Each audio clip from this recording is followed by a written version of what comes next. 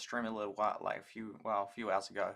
Anyway, it's good to be back. It wasn't too long ago that I streamed last. It was last month. I mean, it's been a while, but it's not like those huge multi-month gaps I have. Welcome to the stream, Lynn. Good to have you here. So we're going to be playing Pico Tanks today. There's multiple things I wanted to say, and I can't recall all of them. Oh, hopefully that's not echoey. Hopefully not. Test? I think that might. And I can't recall all of them. Oh, hopefully that's not echoey. Hopefully not. Test? I think that might. No? I don't know where the desktop audio is coming from. Not sure. Anyway, what were the things I was going to say? Before I do that, I'm actually going to... It's also a bit weird because this is an iPad Pro. I think this is the first time I've ever streamed on my iPad Pro. So then it's like, now it's a bigger screen. So either I shrink me or I shrink the screen, and I think I'd rather shrink me. I don't really want to move me though, because I've been in this spot for a long time. I guess I could turn me off. Or I could move the window capture above me. That will cut me off slightly. Oh, that's not too bad. Yo, Shardlight! Yo, oh, restream chat. You're right. Boom. Oh, bother. Welcome to the stream. Double audio. Okay, I'll exit. I don't know how that happened. There we go. That will fix it for now. And then I'll have to figure it out afterwards.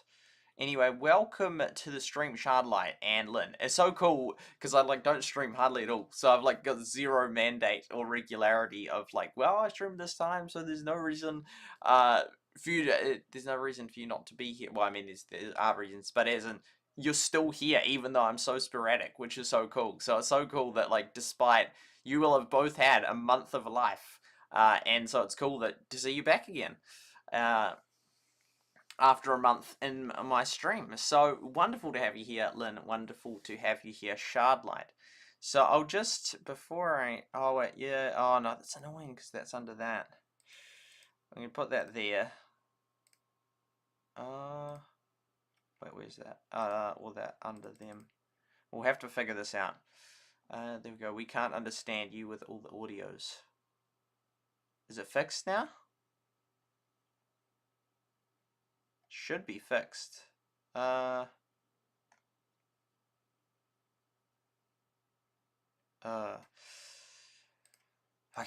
I'll try to fix this first. We'll go for it is. I've had it for about a year. I just haven't streamed on it because almost all not fixed yet. Oh my goodness. Okay, we'll try that. Okay. Oh yeah. Yes. What? Oh, I think I know. I think it must be. Ah, because I got Rumble up. There we go. That should have fixed it. And we'll stop it here. Come back here. Not there. Here. Okay, yeah, that should be. Now I can do that back to this one here. There we go. That should be better. Maybe it's a different wallpaper. I don't think the wallpaper fixed the sound. Okay, I'm just going to. What are we going to do? I'm going to go to Trovo. There we go. Do that. And then. I'm feeling hungry. I don't know why. I had dinner. We'll go to here. Boom. Here.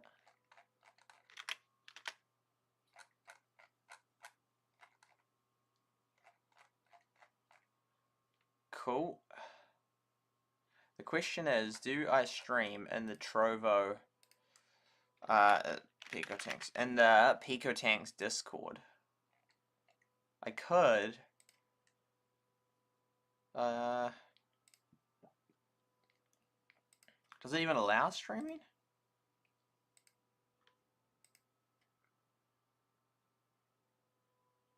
Oh yeah, share your screen. Yeah, okay, go to general, share your screen. And also, yeah, okay, we've got a few things to say. There we go, we'll do that. Resolution 1440, my goodness. Is that okay? Yeah. So now people can technically chat to me live in Discord, in the Pico Tanks Discord server, which I can put the URL.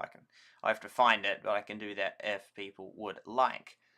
Okay. Get rid of that. And yeah, okay. Oh, there's just so much I was gonna say. It always is. Last stream.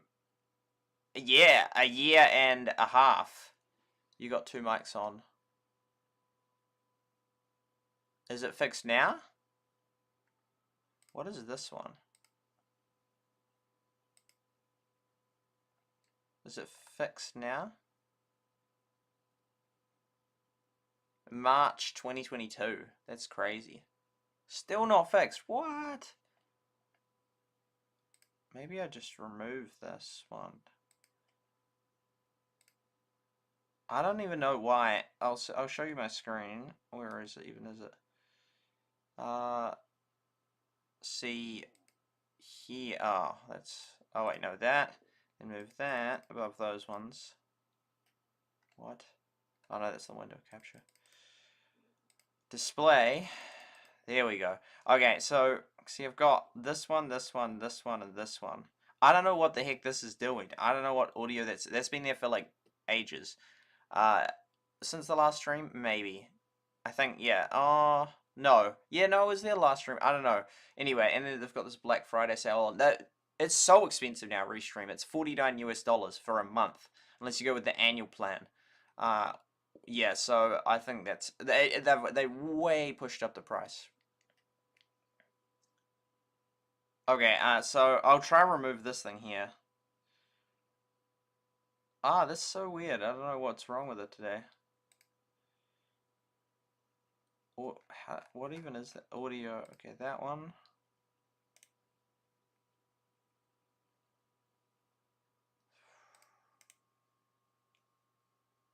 Remove.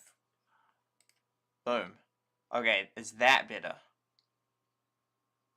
No, all the chatter. Not. Oh wow, unintelligible. What about now? But that was muted, so I don't know how that was coming through. Is that fixed?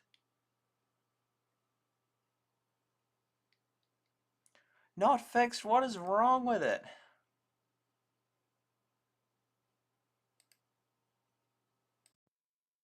What about now? Streaming at 3 AM is crazy, yeah. Now? Is it fixed now?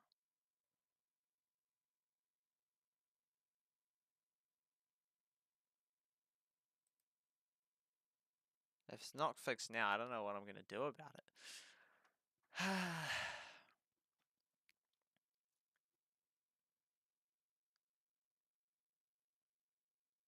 You've never done this before.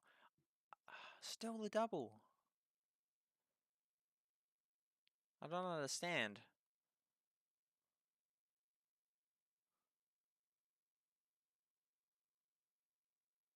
Are you sure you haven't got 2 of my tabs up? So you haven't got like Twitch up and YouTube up and you're hearing both of them?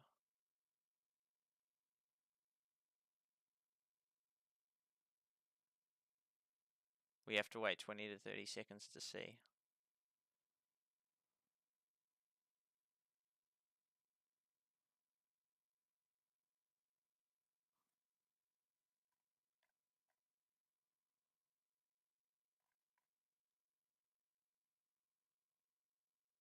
It's fixed? Cool beans. Okay. Wait, and I'm just gonna swap back to, because this is through this, but then it's a tad echoey for me, so I'm just gonna try this back to one of those bots. Back to that. Now, is that still fixed? Because I've just changed it, because I can either have the audio through this or through the camera, because that has a mic on it as well.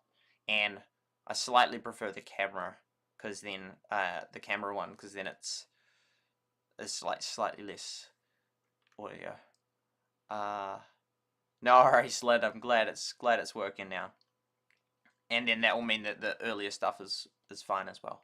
So we are streaming on 8 platforms. We used to stream on more, but due to the fact that they keep shutting down, and now that Restream is limiting it, you have to, they only give you 8 now. Used to be 10, now it's 8, and it's more expensive than when it was 10. The prices are so expensive now for Restream, it's crazy. You can pay, I think, more, but then it's like $100 for 1 month, which is insane. Even 50, I'm like, oh, if I'm not going to stream that much, $50, that's a lot of money. Like, it's almost tempting to just stream on just Rumble. But I want to stream on the other ones. I don't just want to stream on Rumble. Yeah, but it's just annoying that they charge so much money now, because then it's like, do I really want to get it? Anyway, well, that's loud. Not loud to me. Okay, yeah, I can see why it's louder than the other one. Okay, cool. So, got that done. See anything else I was gonna do? No, I think we're good. I think we're good. I think so. Oh, I'll just check for this one. Is there any content creation channel? User content. Here we go. Is that videos? Yeah, it would include videos. Okay, I'll just chuck in a video into, yeah, so people can see it if they want. Cool. Boom.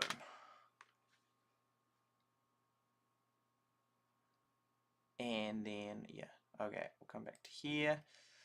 So that yeah, there's just so many things I was going to mention. So, because I've been playing this for a while, yeah, I don't know, it's just where to start. Okay, wait, I'll go to here and here. Oh, yeah, okay, we'll start with this one. So, I used to use one called, like, Squirrel Mirror or something, way back in 2017 for the screen reflection when I first started trying. Then I got onto one called Air Server. And then I ended up, then during Rush War, and so I had Air Server from 2017 to 2019.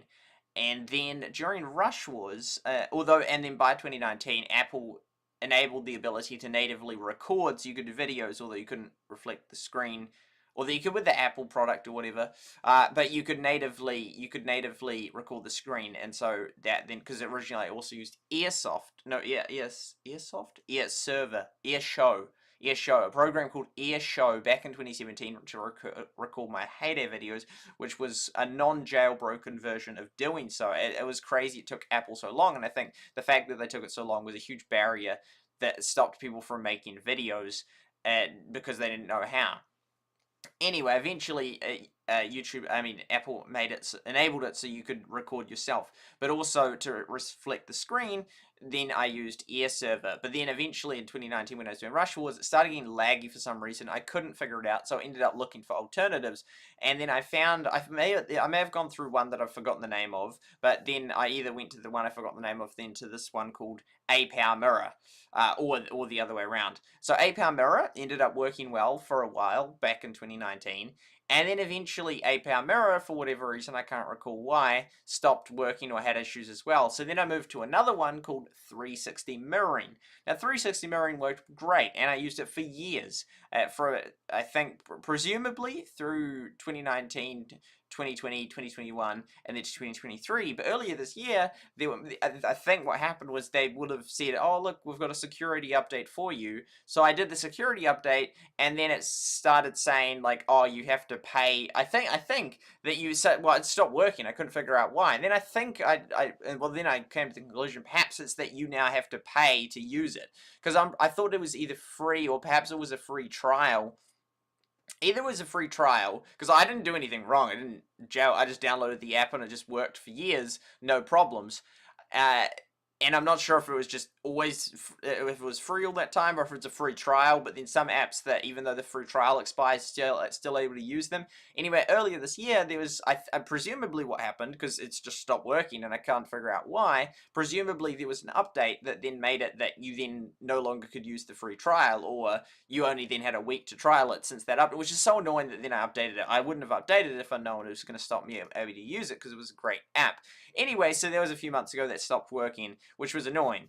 So then I switched back to 8-power mirror, which then worked for a while, and then the other day I went to update it, and but then my computer's so low on space that then it had an issue and didn't have enough like space or memory to update it. So then it ended up bricking it. I've never seen that happen. Like an app is bricked, not my computer, just the app. Like, and then it has like you click on it and just comes up with a screen of text and it's like all messed up. So it was like that's weird. Anyway, then I looked up. I was gonna then reinstall it, and then like I installed it years ago. Who knows what site is safe or what to reinstall it in. Anyway, I put it into this website called Virus Total, which checks for files and sites whether there's a virus or a malware, whatnot. And it was coming back that there was malware for this. Only one of them showed it as dodgy. All the other ones showed it as fine. But then if you clicked on the community, a lot of them had said that there was like a link that it was an image it was loading. So the 8-power mirror was dodgy, which is crazy because I've used it for,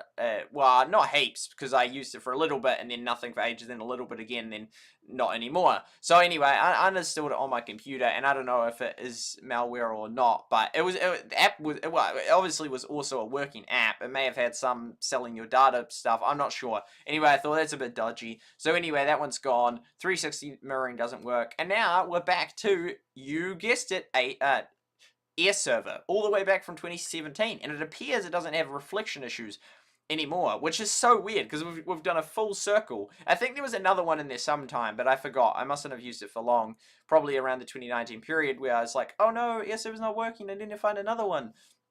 But I went from air server in 2017 to then 8-power mirror in 2019 to 360 mirroring in 2019 or 2020, and then have 360 mirroring stopped, and so then I went back to 8-power mirror, and then that stopped, and so now I've gone back to air server. So it's like we've done a full loop.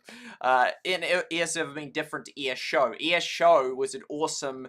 It recorded your gameplay, and it worked until 2018, I think. And it was and then I contacted the dev and said it stopped working, and they were surprised that it had worked as long as it had. Oh, there we go.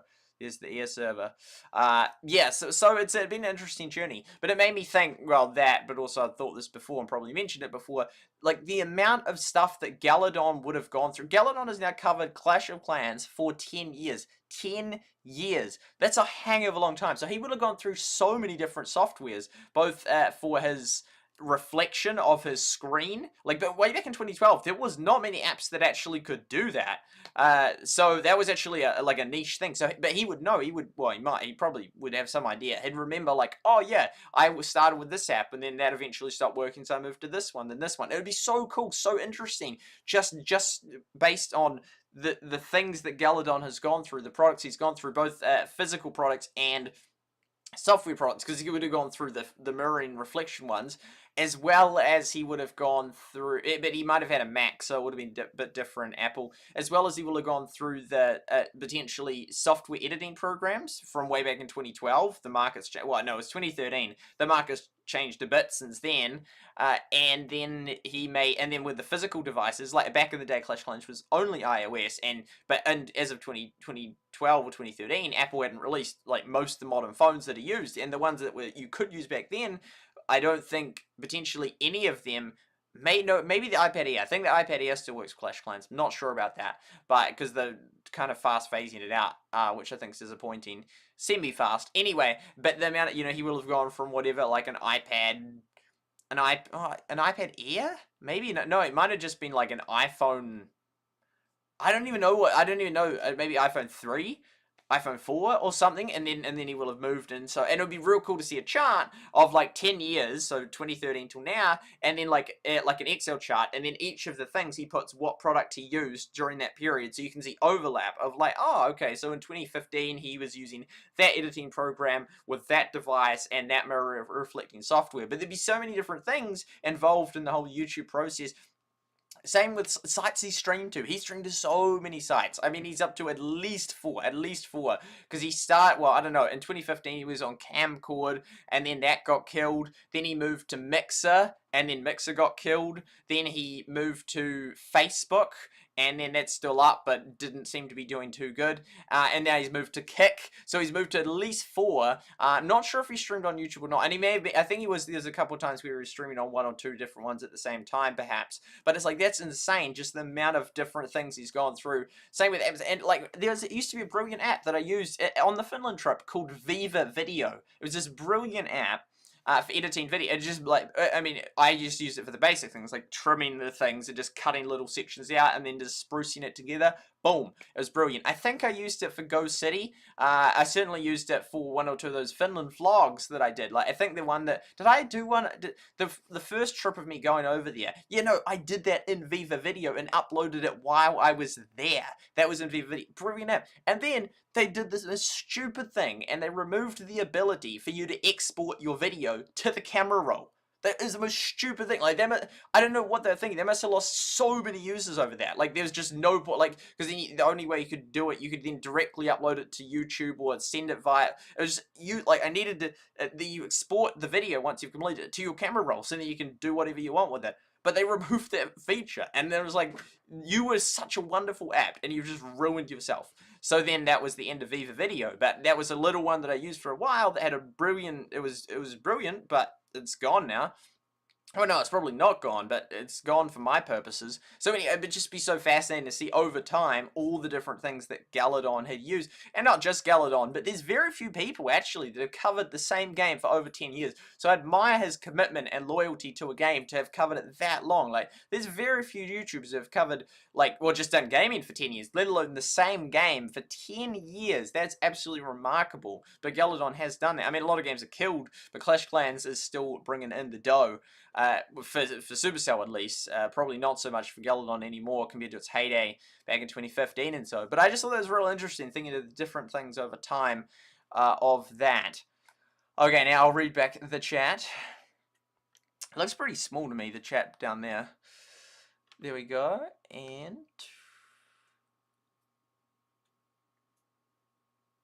So, there we go. Saw SuperSight's notification. I'm glad. It's nice to have you here. Great! Welcome to the stream! Yo, yo, yo, yo! Good old S over. How long will it be? Not sure. You know, I don't know. It's like, I was gonna say like 5. It's like, that's in 1 hour. I'll probably go maybe to 6 or something. Not going anywhere today. My grandkids are out of school all week, so I don't have anything going on. I'll be here. Very nice.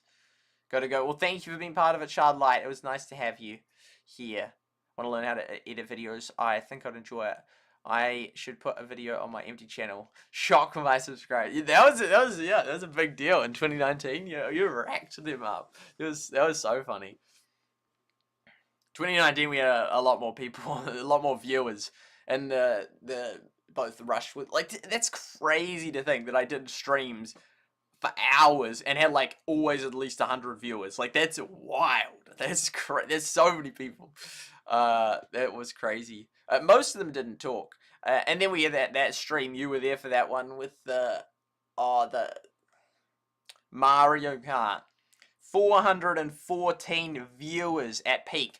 They gave slightly conflicting numbers. On one stat, YouTube showed 414 was the peak. On another one, they showed it was something like 390. Either way, I mean, it's about the same. It's like over 390 people at once. Or I don't know, maybe it was 383. And it was like at least it was between 380 and 414 at once. That was so insane. There's like hundreds of people. That was just so crazy. That was cool. And then it was so gutted because I streamed the exact same thing the next day with like the same thumbnail and title and that, like, it was all virtually exactly the same, and it went from hundreds of viewers, and despite the same search interest, it went from hundreds of viewers to virtually none. And the only difference was on the first day they put me #1 on the search results, and on the second day I was nowhere to be seen. It's like, that's crazy. They just absolutely makes and breaks a channel just like that. But it was fun for the day that, you know, we had huge amounts. I mean, it was, you know, I enjoyed, it was okay the next day, but it was like so exciting with hundreds there. The Area 51 raid, that was another cool one. That we were streaming while it happened. That's crazy. That was history. There's a lot of history to be remembered. Yeah. Gen Z, gotta make sure that the good history, the good parts of history are remembered. Just like the songs of, well, the 80s, some good songs from the 80s, the cars from the 50s. Yeah, anyway, so there was, yeah, so there's the thing about the technology. Another thing I was going to mention is the fact that, so this was a great game, and the Swiftie stream, that was another cool one. Taylor Swift is just doing insane, like, she just keeps breaking records. She's a billionaire now. The song records, it's incredible. I mean, eventually it will have to come to a stop, like, as in she can't forever break records, but as in, but she'll then still be in a very, very good position to have a hang of a lot of fans. But yeah, she's just done insanely well. Incredible. Signed on with Sony at 15, the youngest person to do so. I actually read an article about her today. I think it was today. Yeah, and, oh no, it was probably last night, about her becoming a billionaire, which is just, that's insane. Very impressive. I mean, she's always been very smart, business savvy wise. I mean, as soon as she did that thing, and well, I mean, because way back, she was already making way more than the other female singers. I think it was like 250 million, or it was a huge amount of money. But when I saw what she did with she did a thing where in order to get tickets, you had to buy merch, listen to her songs on repeat, and a couple of other things. And I'm like, as soon as I heard that, I'm like, okay, she knows what she's doing. That is how you max out records. And some people could have been really annoyed at that and viewed that as a manipulative way or whatever to game the system. But she knew what that was a smart move to do it. It's sort of like you're not directly charging people for a ticket. You're just sort of indirectly adding a whole bunch of stuff, which is stuff that they like, and they absolutely have the free choice to do it. But as in then, who knows how much or how many of those views on her songs was just people that just had, listen on repeat, or just some thing that just kept it just going non-stop, regardless of whether they were listening to it. But either way, it was very smart. As soon as I saw that, I'm like, she knows what she's doing. She knows how to make money and get like a big audience, per se. Or, I just thought that was a clever move, and I thought that that was smart. Anyway, she's done incredibly well. Cody, welcome on Trovo. Yeah, so there's that. Okay, that was strange. So anyway, I was thinking, so Pico Tanks, it still has 1,000 or so players, which is remarkable, because it's actually received very few updates now. Which brings me to my point of, I think it's kind of sad how you have all these games that do so well, get real popular, huge amount of hype, people love them, and then they just die, and it just keeps happening again and again and again. I mean, it's happened with Bomber Grounds, with Pico Tanks, with Bullet League, maybe. I'm not sure how big the hype was, but there certainly was hype for that game. Battlelands, there's just these games that they get so popular, people love them, people are so excited about them, the devs are so enthusiastic about them, and it just gets like, whoa, and then it just fizzles out, and I don't know why. It just keeps happening. That cycle keeps happening. Because like you look at it, and I look back at their 2019 or 2020 Reddit posts, the devs Reddit posts, and it's just so optimistic. They've won an award, they're posting all these new update things that are coming, they've got all the, just so full of excitement. But it just again and again and again, it just keeps dying out, which presumably is because the money dries out. But I don't know, it just seems to always do that. Almost always. Supercell was like one exception to that, with the likes of Clash of Clans, Clash Royale, and Brawl Stars plus Heyday. But it just, with most games, there's just so much hype, so excited, people love it, and thing just goes, and then it's sort of gone. And then, as it gets less and less popular, then the devs are like less and less inclined to keep updating it, because they're like, well, if it's not making much money, we might as well switch to developing something else. And it just keeps happening again and again and again, and it's just sad. Ghost City, although that didn't have a lot of hype, but as in that sort of came and then gone. Battlelands, it was like, whoa, and then gone. Like, completely deleted. The team was bought up. Because it took me ages to realize that that's what had happened. I didn't realize that. But then I saw on today, Sanzada posted a video back in late 2022 that is what had happened. That the team was bought up. The Future Play team was bought by another company, and then they're like, okay, we're going to put you towards another game. Which makes sense. Yeah, well, yeah, I can see why the new company would be like, well, if it's not making much money, I don't know, but the games just almost always seem to do that, and it's just sort of a shame, but it just seems to be the case. I think the market is so saturated now; it's so hard to keep people's attention, and so then that just keeps happening. I saw a Deconstructor of Fun put out a headline that Supercell is hiring people from Microsoft and Mojang, which is Microsoft, and another company, and King, I think, which surprised me. So yeah, that is another thing that's going on. Another thing I wanted to mention, is what's it called? Clash Mini. Clash Mini. That's a real odd one. It's been out for over 2 years now. Has it been the 2 year mark? I'm pretty sure it's been 2 years. Over 2 years now, and we still don't know what's happening with it. It's about to hit that 2024. You know, because even though it's slightly over 2 years, it's crazy to think that it came out in 2021, and here we're going to be in 2024, and we still don't know if it's going global or not, and if it will have one last update to determine it. I will give you a list of the top games I'm watching. The top games I'm watching and thinking about. Because, what do we got?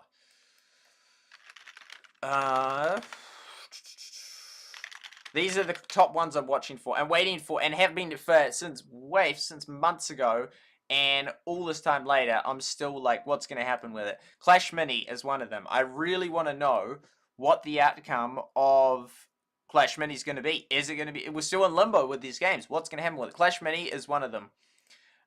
It's been over 2 years. We still don't know. Clash Heroes. That's been even longer. We heard about it at the start of 2021, and well, technically we heard about those two games at the same time, but nothing. And presumably then they keep still developing it, because if they killed it, you think, well, I'd think, like, well, the responsible thing would be to just say, hey, look, we've killed it. Like, it didn't make it. But I don't know.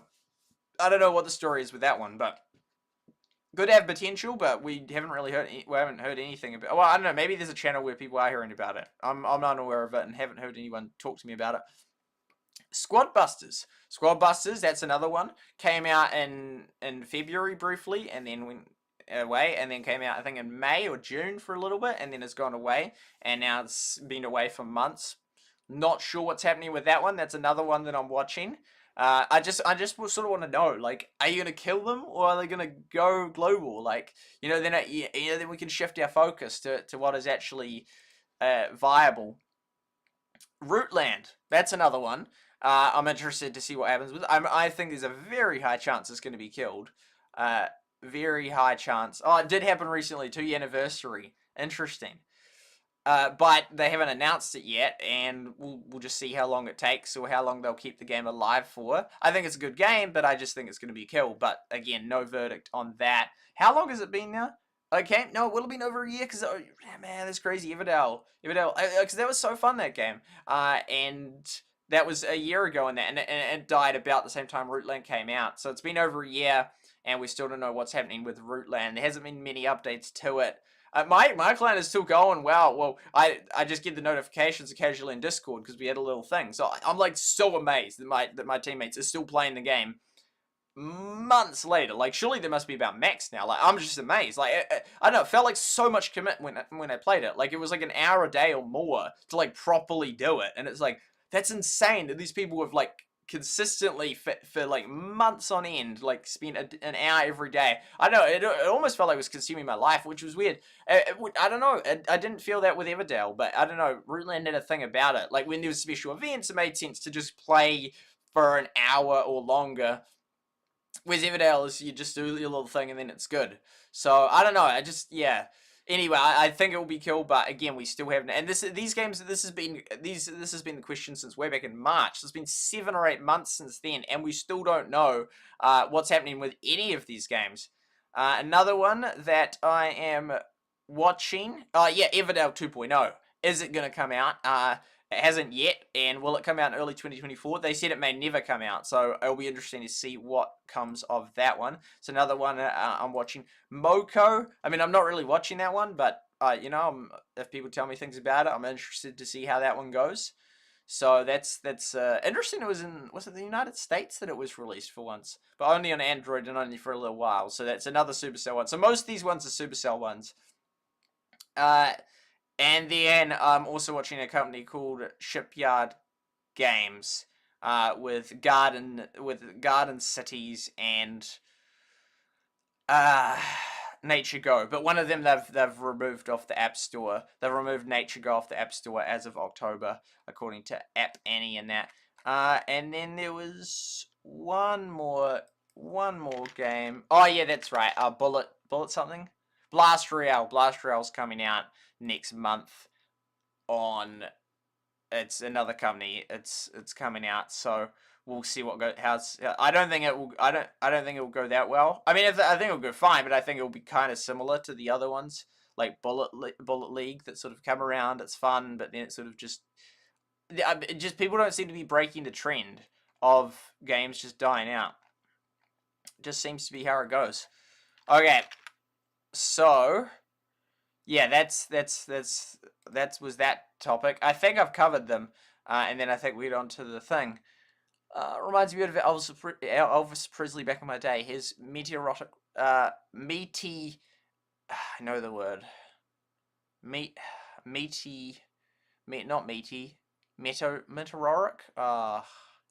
I don't know. Maybe the tiredness is affecting me. And he still had his rabid fans, all these years after his death. Meteoric. Maybe I don't know the word. I'm pretty sure I do. I don't know why I can't get it. I'm keeping an eye on Clash Mini Discord every day. They still keep hoping. Yeah, I'm gonna feel so bad if it does get killed, which I still think there's a good chance it does. Because on one hand, it is a good game. There's a lot of people that love it. On the other hand, is it going to be a massive hit that, like Clash Royale level hit that has people playing it for years, brings in millions of dollars? I don't see it. You know, and that's where this update comes in. But they've said that multiple times. Oh, this will be the update. It's like, I've been waiting. Hasn't happened. Meteoric. Meteoric. I don't know. Maybe I don't know that word. I'm not sure. I'll play it. I'll play it on the voice thing. Whatever. Hopefully that's not copyright. Surely not. Yeah, YouTube copyrights my video. Translate.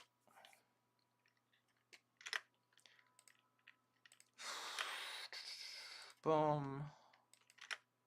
Meteoric. Meteoric. I don't know. Maybe I don't know that word. I mean, it's like, you know, like crazy big rise. Like, I know what it means. I just maybe I've never heard it. Meteoric. But they sort of say things weird, so not sure. Okay. Very saturated market. Yes. Clash. Wow. Clash Heroes that's crazy. That's interesting. Very interesting. Okay, that's 2.5 years. 2.5 years of that's like a hugely long time in the beta hidden. I'm surprised Rootland isn't dead yet. Yeah. It doesn't appear to be right. Yeah, and I don't see why it would be growing. I don't know. It's just not one of those games that grows. Well, I mean, yeah, Rootland is a very growing game, but I don't know. It just doesn't strike me as a mass hit. I mean, it's a good game. I like it, but I've said that about a lot of games that get killed. It doesn't matter if I like it. It matters if it makes money, as far as the devs are concerned. I mean, hopefully, well, people have to like it for it to make money, so it's sort of the connected, but see if I'm watching on Run. But then, I don't know, I like a lot of movies, like, I don't know, I find people to be very critical of movies, like, I don't know, I don't know, maybe, I don't know if that means that they have a better mind or a worse mind, or, well, they have a different mind, clearly, but as in, for example, someone has said to me that, like, all superhero movies are just the same to them. And it means like, what? Like, no, they're all different. Like, what do you mean they're all the same? But obviously, they sincerely believe it, and I believe that that's how they see it. But then it's like, am I just like missing something here where I can't see how it's all just the same?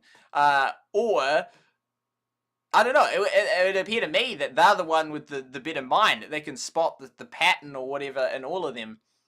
Versus, but then maybe they're just sort of like,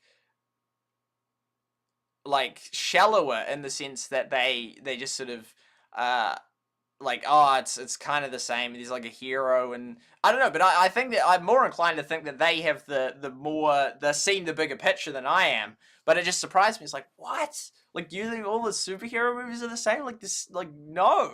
But I think I don't know. So then it makes me wonder, like, am I missing something here? But yeah, just yeah. Anyway, that was Jonathan Peugeot. He talks about symbolism. And actually, after watching his video in which he talked about symbolism, I then watched the movie Surf's Up, not Pengu, the egg, Happy Feet. And I definitely saw, like, oh yeah, no, I'm seeing it, because I'm not very much at noticing symbolism, but after I watched his video, and I wasn't intentionally thinking, okay, I'll keep that in mind, I'll really try and analyze this. I was just watching it, I'm like, oh no, I definitely noticed a message coming through here. I mean, the last time I watched it will have been over 10 years ago, maybe when it came out. It was a movie that came out like 2006 or something, and it's got like a whole even like kind of crazy popular modern day actresses and actors. So I was like, wow. I can't even remember who. Was it Brad Pitt, Jennifer Lopez? Don't think it was either of them. Anyway, it's got some people in it that I'm like, oh yeah, I know him, I know her. Natalie Portman, she was in it.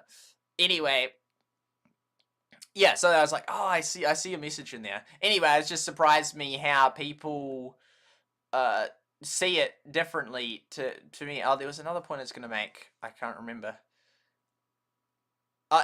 People seem so critical of movies, because the vast majority of movies I watch, I'm like, oh, I enjoyed that. But a lot of people are like, oh, this is so slow, or, oh, it's like, what? I don't know, it's weird. It's like, and some things have very little attention, but in movies, it's like, I don't know, there's virtually never in a movie that I think, oh, I'm bored. It's sort of, but a lot of people are like extremely critical, which surprises me. I don't know why. Because I'm very critical of a lot of things, but when it comes to movies, I mean, I say what I think, but it doesn't strike me as, oh, this is just such a bad movie, or this is, like, I don't know, like most movies I enjoy.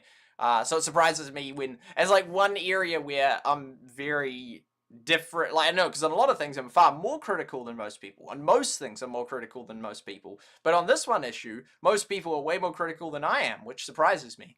Anyway.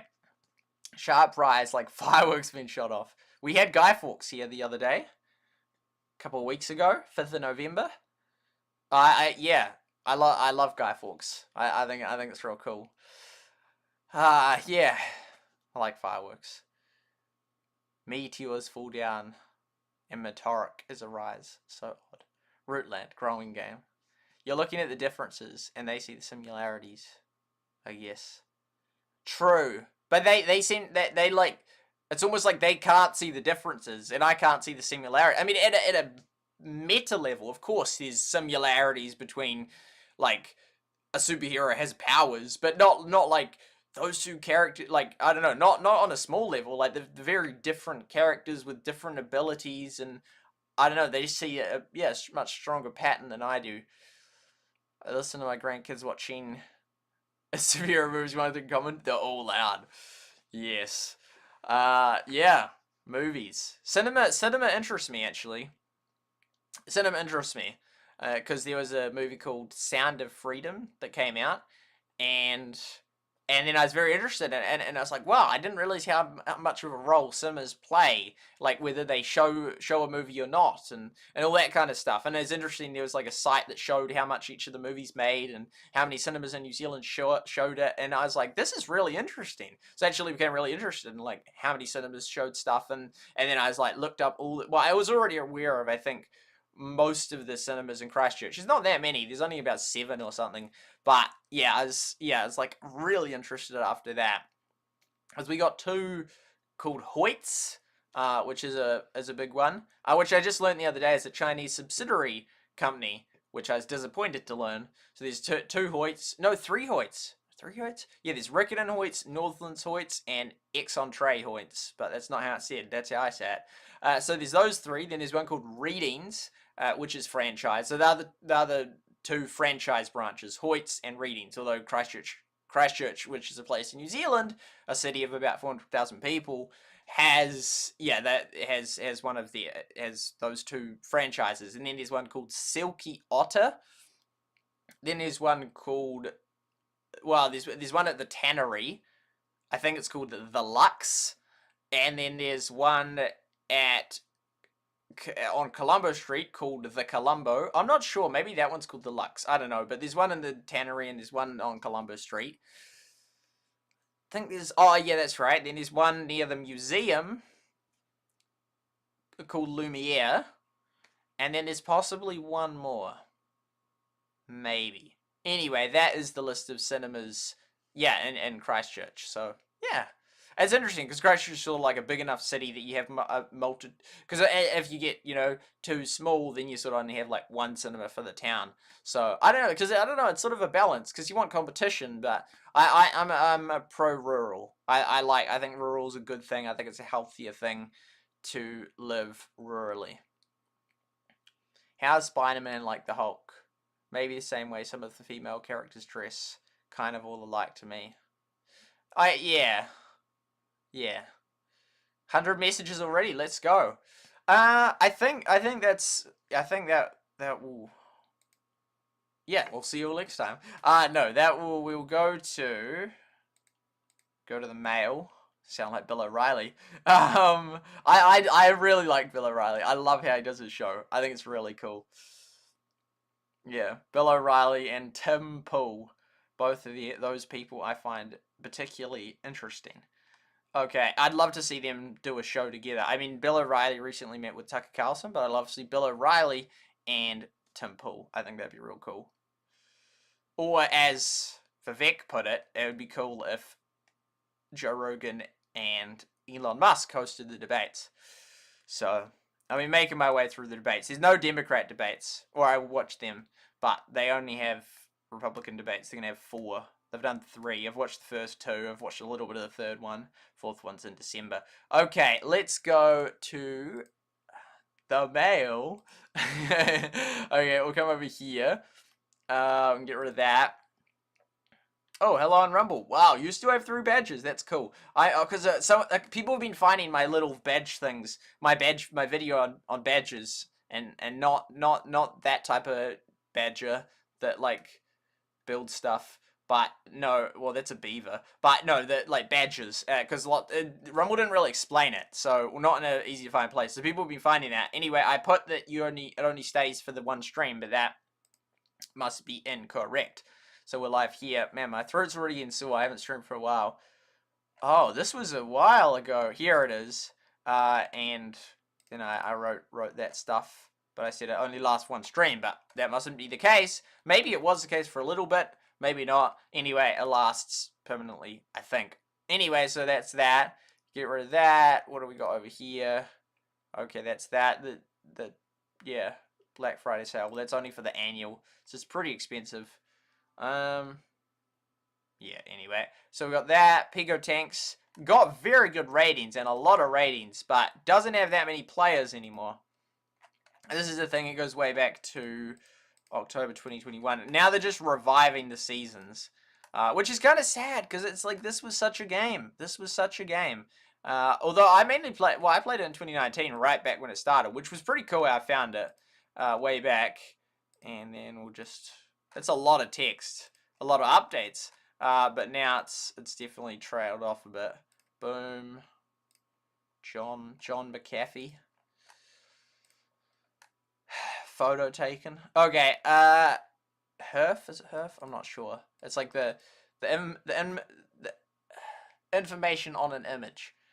Anyway, so yeah, because they used to do like season 21, season 22, but then since the start of the year, they've just done a holiday season revived, Justice from Above season revived, yeah, and then another season revived, and then now it's been over 2 months and no new season revived. So it feels like, I know they haven't entirely given up on the game, but it certainly feels like it's just petered out in the last few months, especially. But there's still over 1,000 people that play, which is pretty cool. And I think that a game that doesn't really receive that many updates still has a lot of people, but it's got a very long grind, like extremely long grind. There's also a whole issue with ads, like over 50% or including the state of survival ones, because they got all the spin mechanic stuff.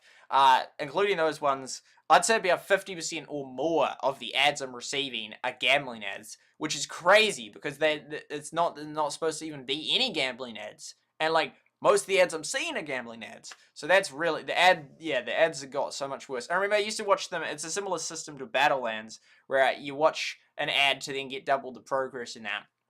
But Pico Tanks is sort of like real dodgy because like you have to, well, not dodgy, but as in you have to pay for a season pass in order to actually properly progress, because you got 3 ways to play. Either you just never watch any ads, which will take you ages to get there, or you watch ads, which means that you can get it double the speed, but then you have to spend literally hours watching ads cumulatively, because you have to watch, like, yeah, if you're going to play like 1,000 matches and you have to watch a 30-second ad for every match, we can actually calculate that. Well, that's 500 minutes. Yeah, that's like 10 hours. Literal 10 hours, assuming the ads are 30 seconds. Or you can get the pass, which automatically just gives you 3 times the rewards every single game, which is a huge bonus. You go way quicker. But the season pass is quite expensive. Like, I think it's like $40 if you like buy it directly through the thing. But if you buy gems, I think you get it for cheaper. But that doesn't seem very fair to me at all. A, it seems like an expensive season pass, and B, that's crazy that, like, even if you're free to play, like, you're so much at a disadvantage. If you don't watch any ads, then you're progressing 3 times slower, which is way slower. Like, that's crazy. Or you can watch the ads and you're still progressing. Like, you'd be progressing 50% faster if you bought the pass. So I'm not a fan of that. Not a fan of that. That was the description. That's when I streamed last time. Oh yeah, so a month ago. We got the live stream here. There's the chat. This here, it's so inactive. I mean, it doesn't have that many people. Crazy was created in 2018, but like in the last, like, today, well, it shows a post, but that's not today. And then if you go to like week or month, that barely expands it out. There's like hardly any posts anymore. That's an ad, so you got like 2 little things, so that you have to go to all time. So obviously, no, even this year is not that much. Even the top posts of all time are not that high. So its peak its peak on Reddit mustn't have been that big. And even someone comments like, "This is the top post. That's the top post." Like, what? But yeah, they're so optimistic, like all these videos and how they're doing all these cool graphics and stuff. Look, we've banned all these 5,000 cheaters. It was just like so optimistic. And then there was like the peak of like, we've won the award, and it's like from that to like, it's not really much anymore, which I just find sad. And it just happens to so many games. The AP, wow, AP is advertising. That's never seen them advertised before. Wow. Yeah, anyway, I just thought it's sort of a bit sad. But we're gonna play the game, we're gonna have some fun. I remember that other stream, the stream I did way back with I was doing Pico Tanks, and Slothy was on the VC, and we had a real cool chat. That was quite a while ago. Okay, anyway, but yeah, it's just sort of thought, yeah, the Reddit is very inactive now. But amazingly, there's still like 1,000 people that play, which I think is real cool. So we've done that. I think we're just gonna play now. I mean, there's always so much to talk about, but I think we'll finally get into it. Start to get cracking. Trovo perks, the ability to spend more money. Yeah, it is, which is great. And so I asked them in the Reddit, not in the Reddit, in the Discord. I asked them, "Is this your only game?" No, not is this your only game. I said, are there people that previously worked for you still working for you, like Tegan? Because often I think when a game starts to die, it appears that they just sort of get rid of more and more staff, which is sort of like a death spiral, because like if you've got something going well and that, even if the finance is down, if you then start taking the team out, then it just further cuts your ability to revive it, and then it just downhill plummet. So, yeah, it is the only game on the App Store. But as I asked, I was like, well, is Tegan and so forth? Because remember, we had a dev, we had Tegan in the stream playing with us, which was awesome. That was a long time ago. But Tegan's no longer even listed on. I couldn't even find her on Discord anymore. Because I asked if she still worked for them, but we might get a response. But the people responding in the chat were very helpful. Heyday has started showing more and more long ads. Annoying. And no way to skip many of them. Trying to, yeah, that revenue. The ads in this are just stuffed. Which I don't know, because I recorded an 8-hour session. I played an 8-hour session of Pico Tanks. Got to top 100, top 20 in the world for wins, which resets every week, so it's not actually that impressive. But yeah, we got there, which was cool. But yeah, so I recorded this 8-hour session, which I was going to upload in that, just so if people want to see the footage, they can. I mean, the gameplay footage in Heyday does really, really well, which is amazing. Just normal gameplay. It did better than the English-speaking YouTubers, because Heyday like has maintained interest. Like Boom Beach, I saw the other day is dropping. Like it's dropping. Like since in the last 5 years, it's gone down and down and down. Like it's like really low now. Like, I don't know if SuperSight's even going to sort of... Well, I don't know. I'm like, I'm sure they will keep maintaining. It's like, well, when all the other games are dying and they really... No. All the new attempted games are dying, bar perhaps Clash Mini. Or have died of the ones that are released, excluding the original... original 5 minus Boom Beach. Those ones are still doing pretty well. Although not as well as they used to. But then it's like, they'll really want to be looking for all the talent they can get to move to the games. But then again, downward spiral once you've lost the team members. So anyway, wait, where was I going with that? Hey, they started showing more.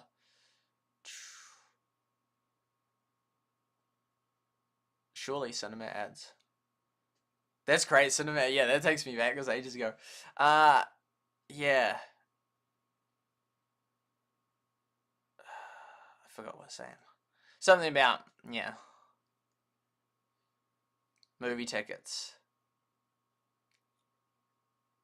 Oh, no way! Plus to cut production in half on a machine item. Well, some items were like a long time, like an hour or something. But yeah, then, yeah, more and more ads to increase the revenue, but then that makes the experience worse and worse. Which then there was the whole thing about YouTube, and YouTube stopped ad blockers. But then people said, like, they're really unhappy. Not that they'll necessarily move off YouTube, although some may. But it was... As they said, that the ads have become so annoying. Like, it used to be, like, one right at the start, one at the start, and then, like, one at the end or something. It was, like 2 ads or something. But now, it's, like, 2 unskippable ones at the start, and every 3 or 5 minutes, you just have one, because I listen to songs when I go to sleep. I just put on a YouTube video, but if it does have... Although my ones don't have... Those ones don't have ads, but sometimes they have... And it's like real. Well, no. After it's finished, so you'll sort of just be dozing off, at like is it Cohen? Lennon Cohen's the song Hallelujah, and then it will finish, and then you'll just like do, and it'll just be like this other like really loud like ad. It's like, oh my goodness. 3+ hours, yeah, that would be helpful. But yeah, getting lots of ads. They limit how often you. Interesting. Some games do like Bullet League did, but other games don't. Like Pico Tanks, you can just watch huge, like just literally like 100 ads. Yeah, but yeah, so yeah, who knows what they will do with Boom Beach. Yeah, actually, that was 2 other things I was going to show. Trends, and then also was it the...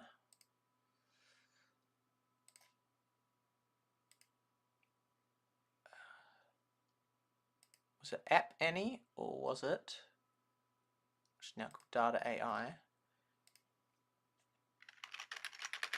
No.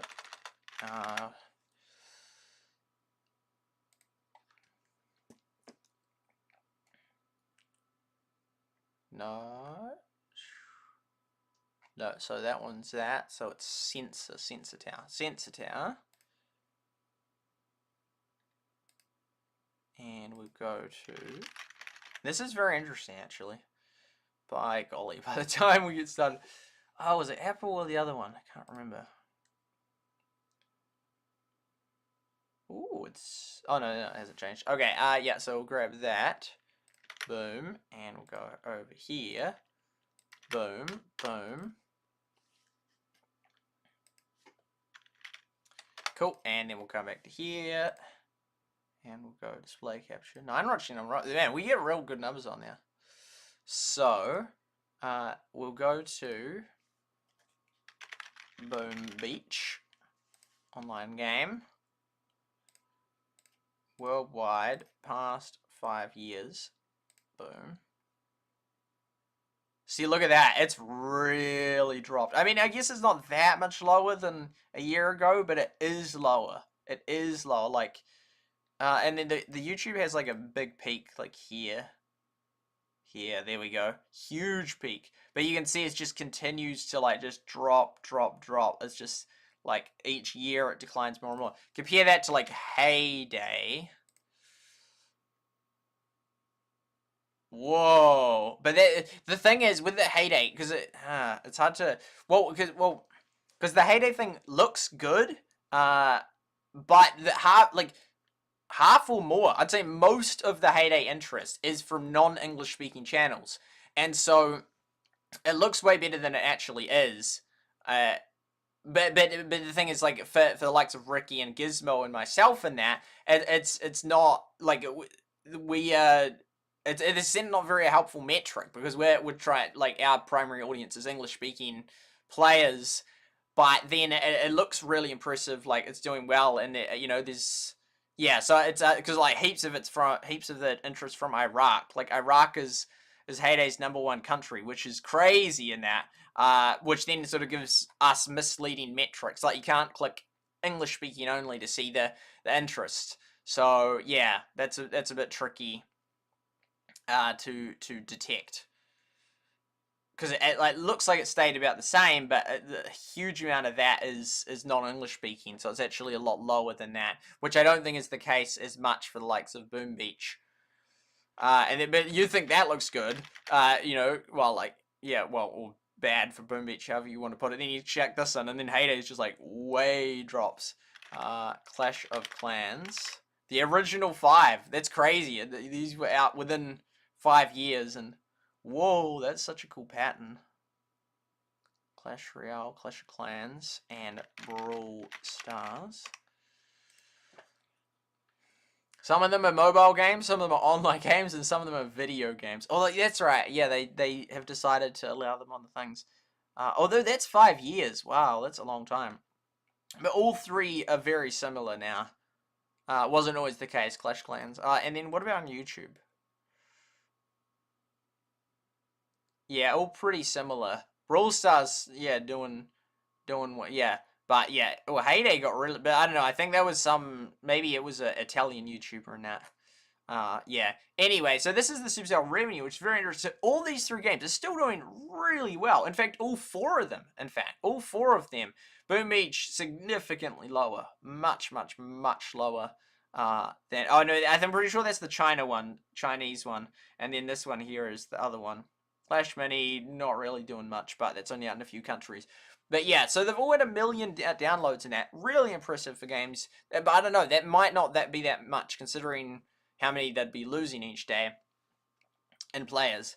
Wow, 55 days since the last Heyday update. That's a long time. 60 days. Oh no, that's about the same. Yeah, it's about the same. But interesting, the revenue discrepancy. Like Clash of Clans really pulling it in 3 times Brawl Stars, which is incredible. I mean, I guess it's got a lot of base building up and that, but that Clash of Clans model has worked well and truly. Like, not only is it one of it is the first game after Heyday of the big 3, but it's still pulling in the most money in that, which is incredible. I am amazed at the performance of Clash Royale, considering it's this card deck that they have to keep balancing. I thought it would really struggle, but Clash Royale has managed to pull through really well. But yeah, incredible Clash Clans, making 3 times more than Brawl Stars, and Brawl Stars right at the bottom, which is amazing, because Brawl Stars is the most popular played. But yeah, Clash Clans won so much money, although not near. No, I don't think as much. Well, if their figure is accurate, because they used to make over 1 million a day with just Heyday and Clash of Clans in 2013, which was with way less players, presumably. I don't know. Maybe no, probably less players. But yeah, although maybe not sure about active players. There could have easily been more back then. But yeah, because then that would mean that would be less than 1 million a day, with those 2 games. But yeah, Heyday with almost 1 million downloads in a month, but making it as much as Brawl Stars with even less downloads. So that's Heyday's still doing incredibly impressive all this time later in that. but Boom Beach is like a severely distant fifth, severely. So I can see why they sort of wouldn't be putting in. Oh, they just had an update. Wow, would you look at that? What, that one 9 months ago? Maybe the China one they've given up on. Man, it's very recent. But yeah, like not making much, like only $1 million a month. Barely pay the salaries of the staff, to be fair, because SuperCell they make healthy salaries. Would it? It depends who they have as staff there. I don't know if that would pay it. It might not actually, which is insane. But again, I think this is just Apple. This is just Apple, so it would be about double that also. But yeah, really interesting, the figures regarding this. So yeah, that one right in the middle, that one there at. But yeah, Heyday's still pulling its weight all this time later. I think it's more impressive for the older ones, because Brawl Stars has been around a lot less, so the fact that it's already making less, considering it's been around for a lot less, it's sort of, then its peak is much shorter. But Clash of Clans, that's just insane. Still making a lot of money. But yeah, I thought that's really interesting statistics. But all getting a lot of downloads, and all still making their millions. But yeah, the struggling with a new one. Spooky Pop! 107 months! Oh my goodness. I would have liked to have tried that one. And Smashland. Man, they were only 6 months apart. Incredible. I think Spooky Pop was 2014, Smashland 2015. And they got these apps here. They don't make money. Is there even in-app purchases in them? I'm not sure. Man, they haven't been updated for a long time. 60 days. Wow, the Flash Mini and that, the same. Anyway, that I thought was quite incredible. Total 11 million. Oh, including the Android. Interesting. Yeah, but yeah, so that's a lot of money. A lot of money. Okay, on to the game. On to the game. And if you'd like to play with me, you are welcome to do so. Okay, here we go.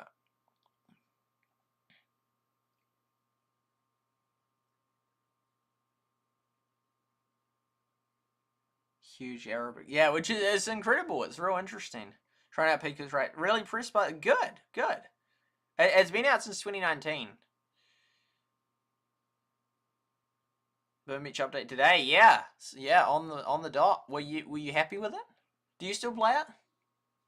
I do feel bad for it, because it's like, it is a good game. I used to play it, but it's so, when Supercell has such other high quality games, yeah, hard to compete. Okay, boom. I think we've got to bed now. No, we'll give it a crack. For an hour or two. But yeah, made a lot of in-game progress in the game. I'm not sure. Is that still?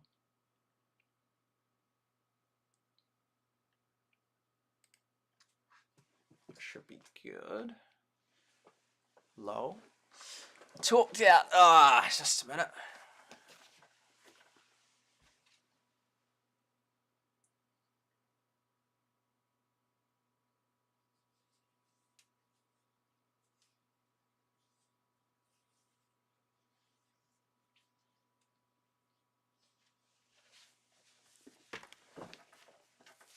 Okay, we're back. We did the lawns today, and I went shopping with my nana.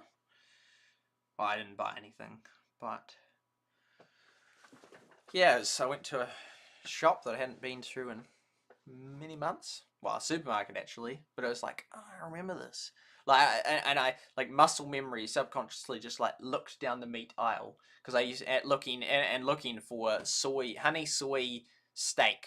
It's like steak, but it's in like a nice sauce. So I was just looked there, I'm like, oh wow, yeah, because I used to go there regularly to the supermarket, look for honey soy steak, and most weeks they didn't have it, but occasionally they would, and then occasionally I'd buy some, and it was good steak. Okay, why is this not working? Okay, wait, I'll X, no, we'll get air server started again. It should work, shouldn't have problem. Well, it says conflicting application running, and I think because my computer's been running non-stop for like 3 days without turning off. Like, I'll go to bed, bright light on the back of the screen, and it may be because of this, but I exited it and it still somehow was running in the. Well, I don't know if it was, but I haven't opened it in a long time, and suddenly my computer stays on. So, suspicious. I don't know what to do about this. Oh no, I'll just probably be cut off at some points, but that doesn't really matter. That's fine. It's fine by me to do. Oh no, but we can't have the chat cut off. What am I gonna do about this? Oh no, I'll move. I mean, it's just a different. It's annoying because it's a different size. Oh, that's 50 pixel. So if I remember that, 50 pix. Wait, and actually, if we do, I can show you how this works. You can see that. Oh wait, no, because then you, yeah, no, you shouldn't be able to see it. So it's 50 pixels. So, oh, yeah, that should be okay. Knock out that. Yeah, okay, that, oh, we cut off a little bit of chat, but that's pretty good. That's pretty good. Yeah, that's okay. I can't sleep well with computer lights. Other lights have to wear a sleep mask. Okay, here we go. Here we go. Pico Tanks. Now, I'm probably going to have people that I know already on, that I play with. But, if you would like to play, you're welcome to. Although, let's just try and get into a match with each other without adding me, because I've got max friends, because they have a very low limit. Very low limit. Have we got some sound? Ooh, yeah, we got sound. Question is, do I take these off? I then talk at a different volume, that's the problem. Hear them through. Oh, I could put them through here. Wait, does that mean you'll hear them? Oh, is that input? How would that work? Nope, that's just gone now. What was it on default?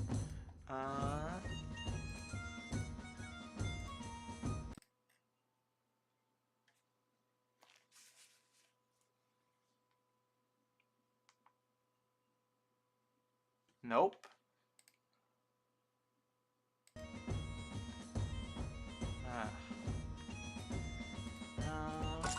Oh, yeah, no, I better accept this. This guy. This guy is about the top guy in the world. Oh, that's probably really loud. Wow, turn it down on this screen. Ah, oh, hello. Boom. I'll show you my friends list. It's quite long, actually. Well, no, it's actually not that long. My invite list is much longer. But then I, like, have to unfriend people and then send them another invite. It's really annoying. Friends. And so many people are good, so I don't want to remove them. Grace. Grace is alright. Oh, we got Wee Wee. I know Wee Wee. This person. Oh, not even better. It's really annoying. I've played with this guy before as well. I'll remove him. It's just really frustrating. Boom, boom, boom. My stats, my medals. Yeah, that will do. Okay, let's play. Let's play. And yeah, I don't know, because so I recorded that video and then I'm like, I don't know if I should upload this because it's got all these dodgy ass ads. Like, so many of the ads are, like, yeah, about 50% of gambling. And it's not the same gambling, it's like, what, but it's like, it's so similar that it's like, it's almost certainly the same company and they've just done a whole heap of different apps, pardon me, with like slightly different, like, ads than promoting that app or that app and that app. And shows like people in New Zealand winning all this money and stuff. It's real dodgy. Pico music always seems so happy. I do like it. Max friends. But it's only like 30, which is real low. But I add people as soon as I can. So, yeah. Oh, I should show you the leaderboard as well.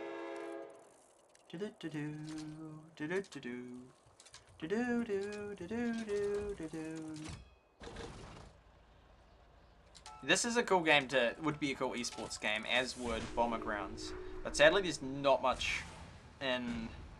When it comes to, it's a bit odd playing on this angle or like the first couple games in. It's like, but well, I've got over 90% win rate.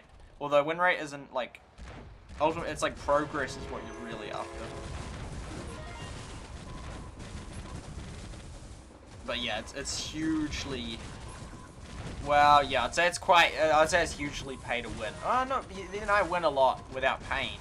So but that's partly because I almost always have 2 people playing with me. Because if you play by yourself, your chances of like it's so easy to lose. But if you have a team, it's like in Battlelands. Like if you just play alone, you have like a 30% chance of winning. But as soon as you add even just one person, your chances of, you know, like as a duo, but then as duos, then it's harder in that sense. But still, you have a much higher chance of winning on duos than solo. And in squads, you have a really high chance of winning because you sort of like you're reducing the risk, shifting the risk, mitigating. There'd be some business term that describes it. So like if you fail, it's like, well, that's okay because we still got 3 others, and the chances that all 3 of you fail at the same time is not very likely. So then it's versus with one, you sometimes get caught out, and that's just unfortunate. Hence, but if you have a whole team, then you're like, oh, good, unless unless and it did happen occasionally where you'd all die, but it wasn't very likely. Here we go. Oh, we have to get that back on. Ooh, well. Low. Show me the money. Just gotta finish him. Yeah. Woo!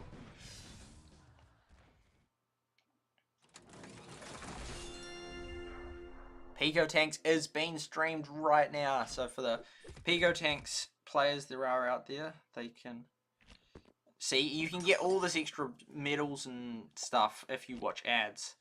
But that's where I am on the road. But it just doesn't, it's just so like what I'm trying to say. Yeah, I'm 10th global. I put that in the title, didn't I? Well, it's accurate, isn't it? Here we go. Yeah, it's just, you get so much bonus if you pay money, which I think's dodgy. So I think Mad's 2nd in the world for wins. I've got nothing for that. It's sort of interesting because you can sort of either take a, is that greedy enough? No, it couldn't be. Mad's 2nd, there we go. Arcade. Don't be like, why is this guy taking so long? Oops. Oh my goodness, it's taking ages to load. So I played with Mad many a times, and Mad actually got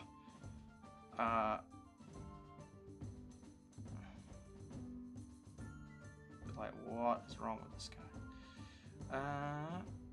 What is wrong with this loading of the leaderboard? That's my query. Oh, there we go. And all those, I thought it was 74 upgrades, but I realized like yesterday, I'm like, oh no, it will be the things that you can tap. Because there's all these little skins and stuff, little hats and whatnot.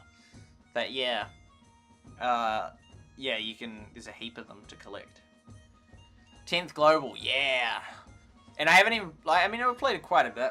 Like, I played a lot yesterday, but I think it's like 2nd day of the leaderboard, so it's easier at the start because it resets every week, which is kind of cool because then lots of people, you know, the leaderboard, but it's not very, well, it's not very long-term indicative because, like, you know, you might, like, play, you know, Friday, Saturday, Sunday, and if the week starts on Monday, then you're like, you have 0 position for, like, the whole week right until the last 3 days.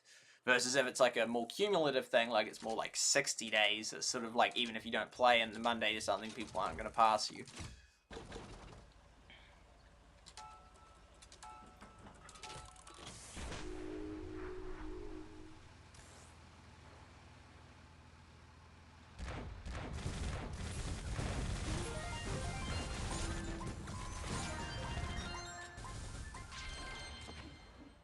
Sort of weird streaming it.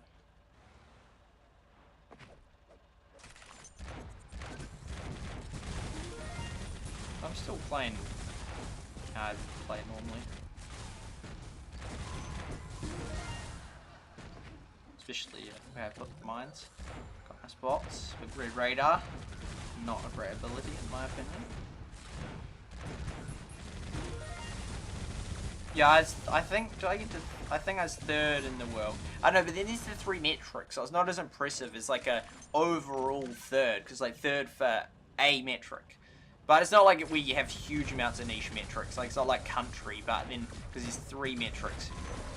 There's big overlap between your wins and your damage, I would say. Although I tend to outperform for wins, but damage I'm relatively a lot lower. Not sure why, but yeah. But it's nicer like in games where you just have the one where it's like pretty clear cut. Like, okay, I know what that means, rather than like, you know, I'm 99th for the amount of damage done. It's like, yeah. Like, yeah, assuming you had 300 unique players, you could say, well, that would put you at about 300. But then even that is not necessarily as good metric as wins, or I don't know. It's just not as clear cut, but yeah.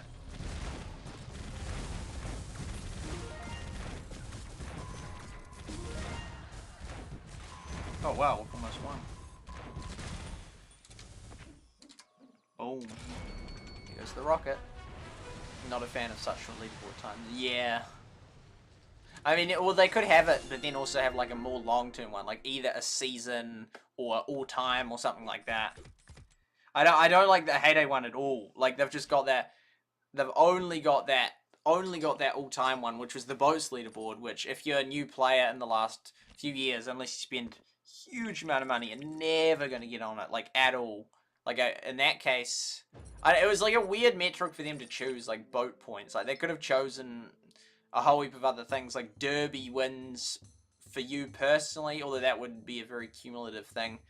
I don't know, well, because yeah, there's like, I'd say that the middle balance is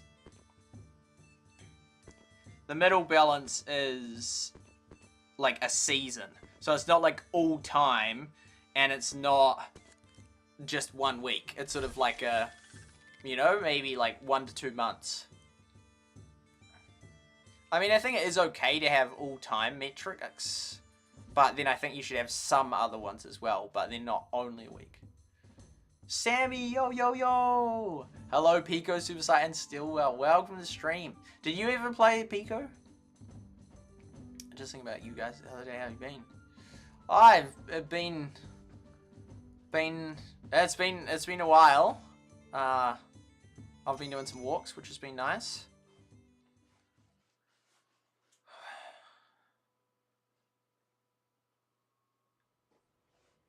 Yeah.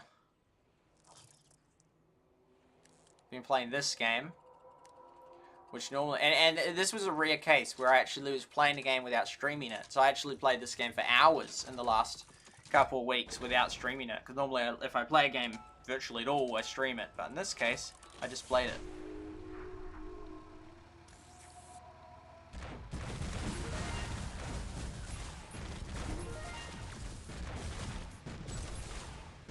Yep, smooth. I love getting the 15-0 ones where they get not a single point and you just 15. I like putting it right.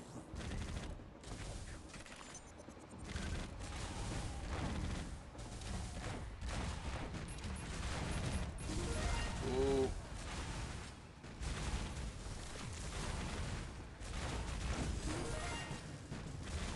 We really need someone with a health kit on our team. That makes it changes the dynamic hugely if someone's got a health kit on the team. Or like as a healer person. Or a medic.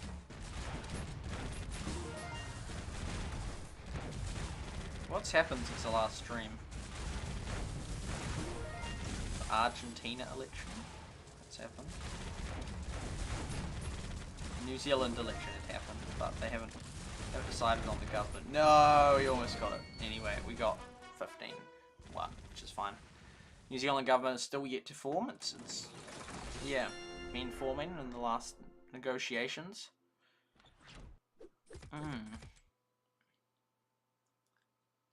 I'll check Google Play. Oh, interesting. Yeah, it is in US. It's worldwide release.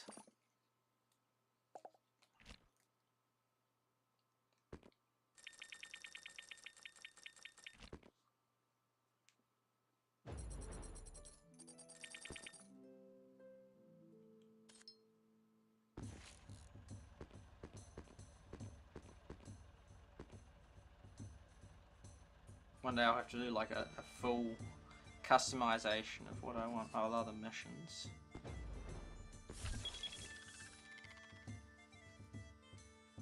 I watch the 4 ads each day, but yeah, if you pay, you get massive advantage.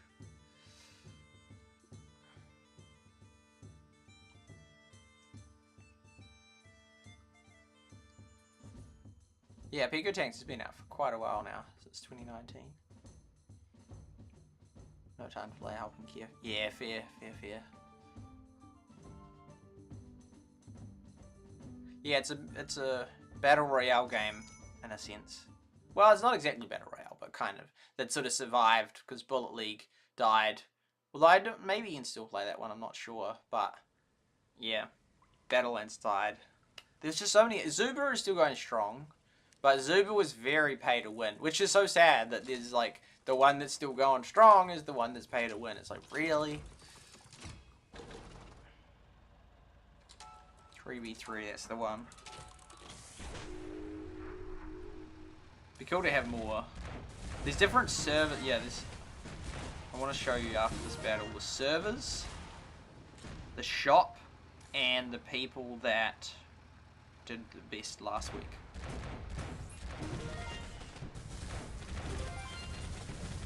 Seems like a odd place to put a mine. Like, well, they'll see it, won't? Yeah, but they still run over it.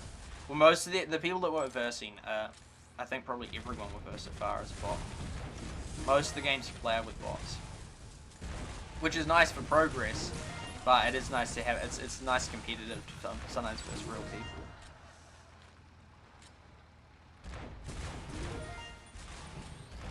Man, I can't believe my throat's sore after like 2 hours. That's crazy.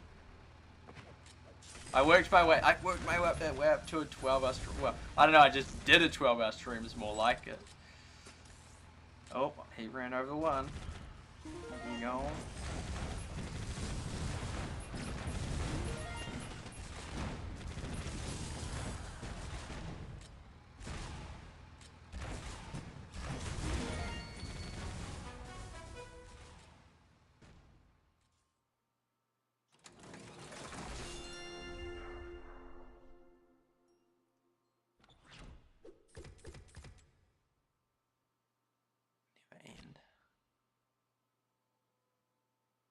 Thank you. Wonderful to see you, Sammy. Thank you for stopping by, buddy.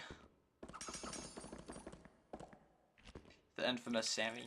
Who I will never forget. Well, I know that's a big term to say never forget, but as in, I fondly remember. Okay, so we'll just do this. Top players. So that's that thing. Not as phased about that. There we go, Mad. So, and Chestnut Dinosaur. So Mad, Chestnut Dinosaur and I played heaps together, and they won 2 out of 3 of the things. Soz, the other dude.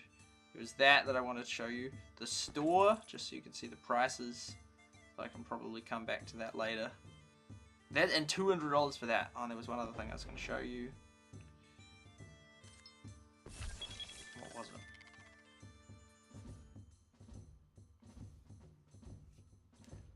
it? Store.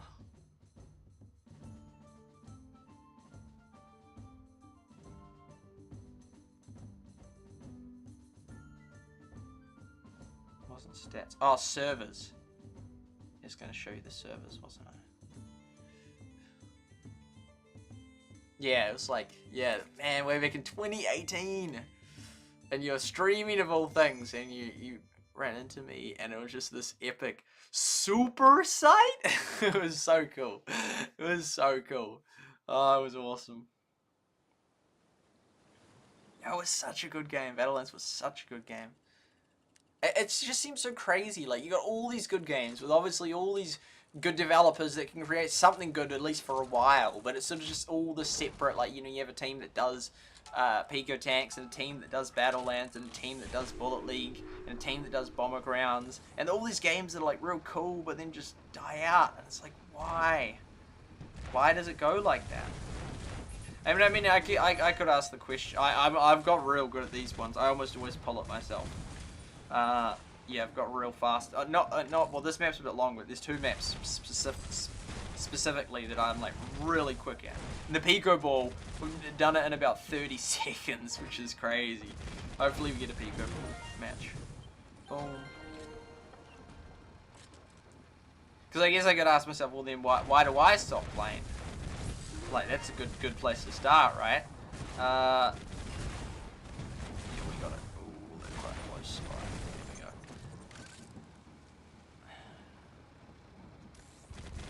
And then, well, I know the easy answer would be, well, lack of updates. But it's like, I don't know, but that is genuinely, that is a serious reason why people do stop playing games.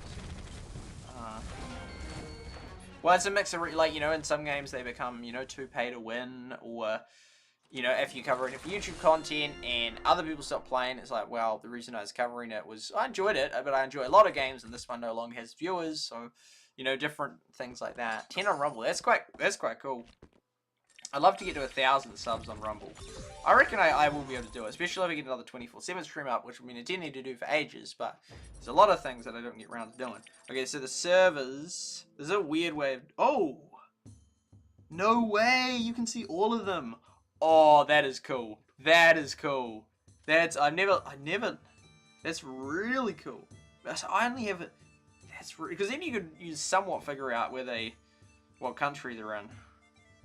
Man, so I only have 4 servers, and US East is right on the borderline, so I only have like 3. That's so interesting though, because there's a couple of games where none of us were on the same one. I really wish I'd seen what one they, normally I read up much quicker, if I'd seen what ones there, because there was one, no, like 2 times where I invited someone that says you haven't got a server you share, which is really interesting. I wish you could, like, manually change it, although then you could get some real laggy games, but I feel like Battlelands you're allowed to go on all of them, and even on 400 ping, South Africa, I still played fine. Like, it wasn't unplayable. Like, it was like, yeah, it's a little bit laggier, but it was still fine. With this one, you can't choose.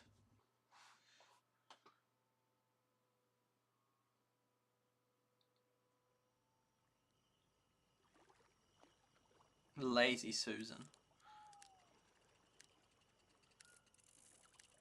Normally it just shows your own ones, but I didn't realize you could see all of them. That's a real cool feature. Whew.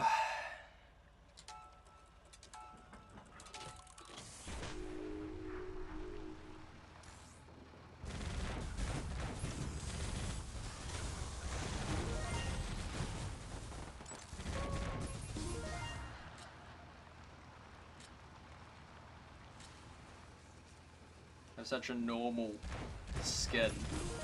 But the thing is, they give all the bots all these fancy ones, so like, this is almost rarer than just other ones, because if you only had only had the blue one, but they give the bots all these nice fancy ones. No.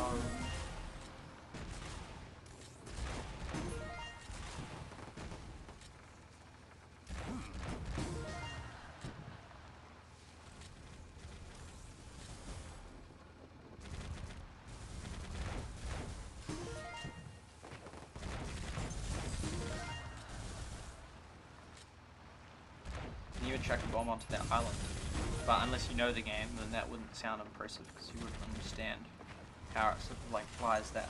It's just like sort of like a cool spot where normally like the edges you can't really hit, or can't go to, but in this case you can. Which I wonder, maybe it was because you can do this thing called airstrike, and that's why they put that there. Mad must play heaps, where is he, I wonder? Yes, he must play heaps. He does play heaps. Do a lot of battles with him. He's on quite a lot. I think he might have been Bangladesh or Indonesia. He's been in New Zealand before. Lived here before. But it's not like some of those, it's not like some games where it was like, who have we got online? Oh, that guy. We can send him a friend request. Oh, it's only, oh no, we got those 2. We could end up versing them. Because in some games, it's like you have to play insane amount of sound top. With this one here, it's not the case. Like, you can, yeah, you can get first for one of those 3 metrics. reasonably easy.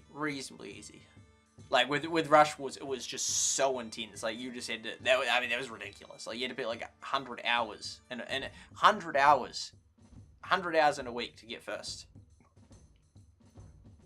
I don't think I was even first after 100 hours, but that first week played 99 hours of Rush Wars. I wish it'd been 100. It would have just been so much cooler to like. I mean, rounded it is 100, so it's like yeah, I played 100 hours, give or take, of Rush Wars that first week.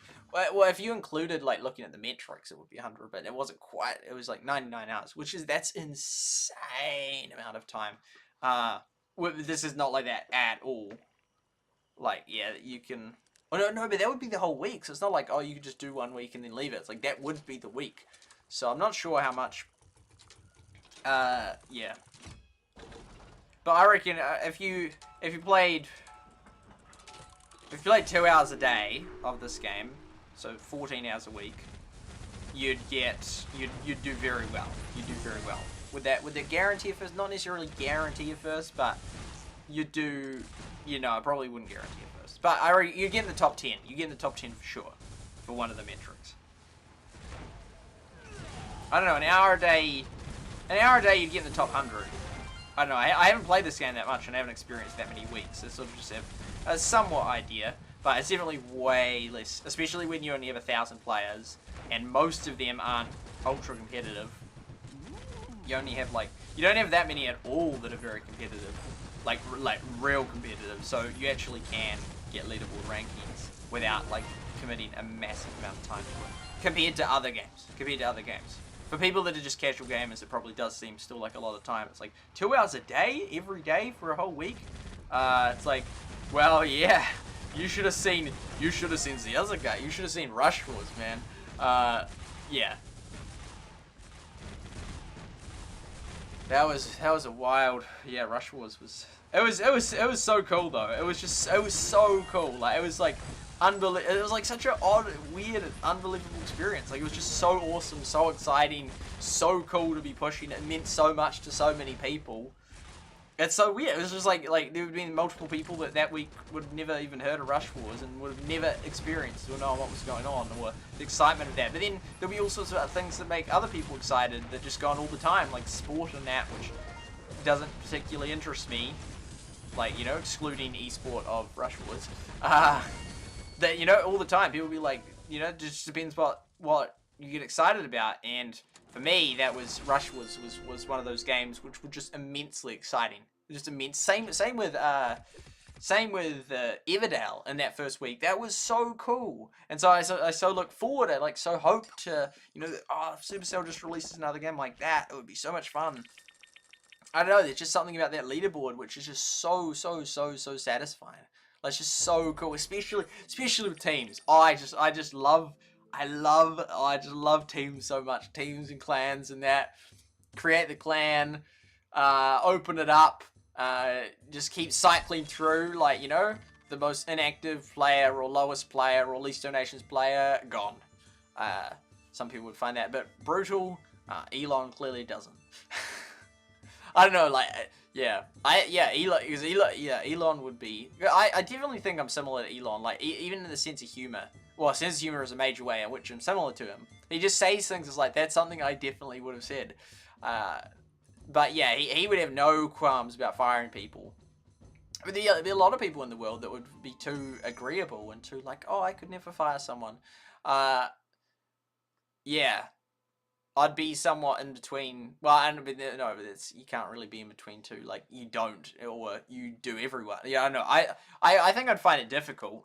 Well, I don't know. Well, it depends on it depends. If they're just like, yeah, intentionally started destroying property, then yeah, you are fired, man.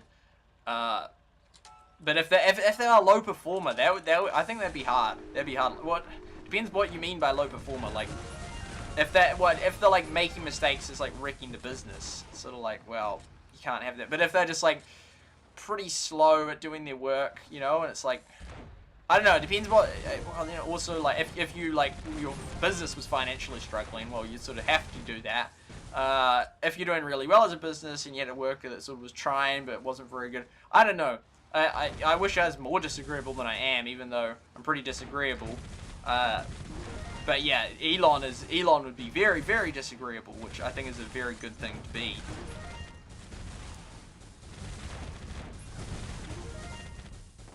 But when it comes to clan, in a clan, I'm happy to fire people. Although in Everdale, I found it really hard because of the fact that it was founded, like, because of the system. I only got it because the clan, leader of the clan, because a whole heap of people helped me get it. So it was like, oh, now I feel like I can't really fire them because, like, not fire, well, kick them out. Because, like, they helped me get it. But then it's like, that's really annoying because then it's like, I can't properly lead the clan and do what is the best interest of the clan because of this mechanic, which then I feel like I owe them something because they helped me get the clan. Whereas in other games, if I pay for the clan myself, I mean, it's real cheap. As in, then it's like, well, look, this is my clan. I don't know, but then I found it difficult. It was like a qualm because, like, this is kind of tricky because, yeah, all that guy's in trouble. But I think we'll be able to get it back. Yeah, Elon Musk, he'd be very good at just firing people, but I think a lot of people wouldn't. I'd find it tricky, but I'd be able to do it, I think. You're similar to the old brutal. Just kidding, sort of. Well, I don't, yeah. Yeah. I mean, I know, well, I don't know. A lot of people would consider me offensive, but I find that crazy, because, like, dude, like, there's so much stuff I could say that would definitely offend you, but, like, people get offended at things I don't even realize that are offensive. And I'm pretty attuned to what's offensive. But obviously not attuned enough, like you can't keep up with what's offensive.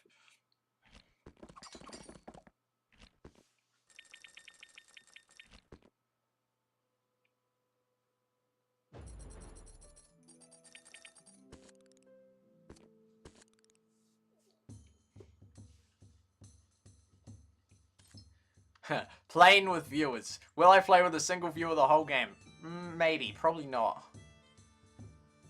No one's joined on the thing. It's like, this is the one time, like, you know, you only get like one video of Pico Tanks by all creators, like, per week. And it's like, right now, there's a live stream of Pico Tanks. Like, this is for those Pico players that are like, oh, there's not much content. I don't know if any of them say that, but if they do say that, look, this is your chance. This is your 2 hour, well, it's probably 1 hour, because I only, yeah. Ugh. I'm managing to talk while not focusing. Like, I can do both.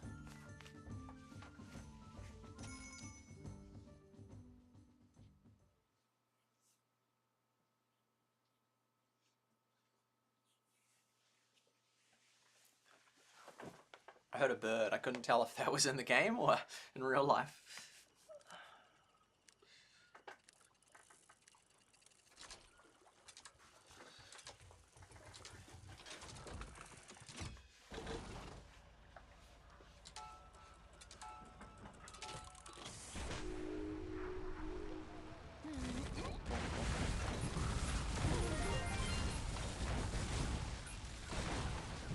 But yeah, I just think clans are so cool, and I love cycling. Well, I love making it as good as it can possibly be. Which I don't know why it doesn't seem like many clans do that, which amazes me. Like the cycling strat, like I mean I've used it for years. Like when I used to play Clash of Clans, way back. It's just, you know, keep kicking the most inactive or the lowest. Well, normally I use a combination because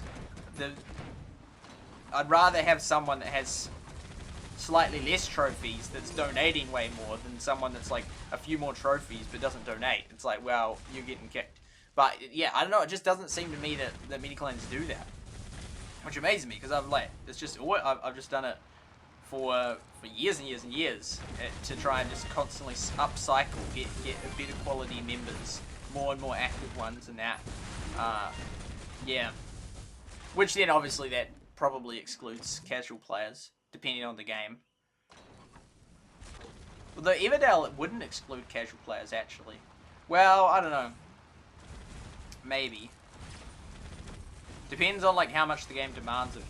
But when I'm, like, leaderboard pushing, like, I want, like, maximum active players, which then normally would exclude casual players. I don't know. Well, I don't really make the distinction of casual or not. It's like, well, are you on the leaderboard? I don't care whether you consider yourself casual or hardcore. Want you on the team. So yeah.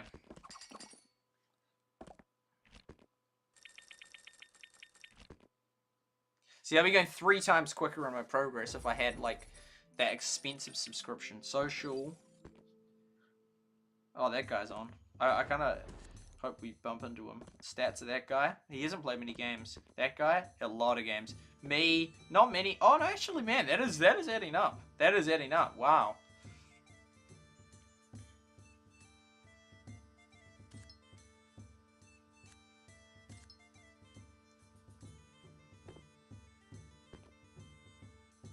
Got some badges. Some badges, at least.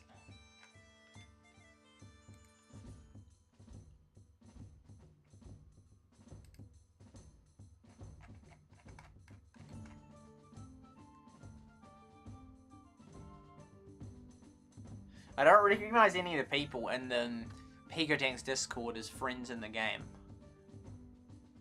Like, I don't see Mad or SOS or... which is sort of a bit odd.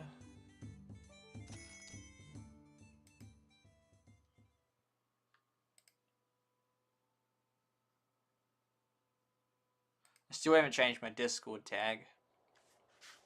It's still the old SuperSight. Still on fine for watching.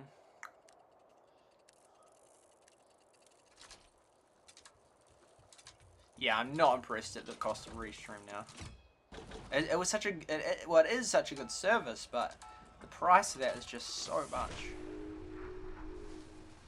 It's like, I can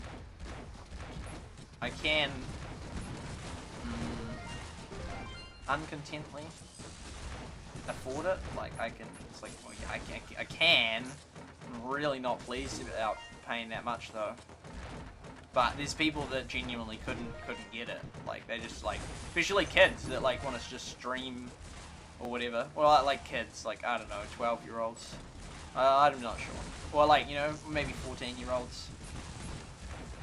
That it's just, like, they just can't pay for that. I mean, I think it used to be, like, outright free.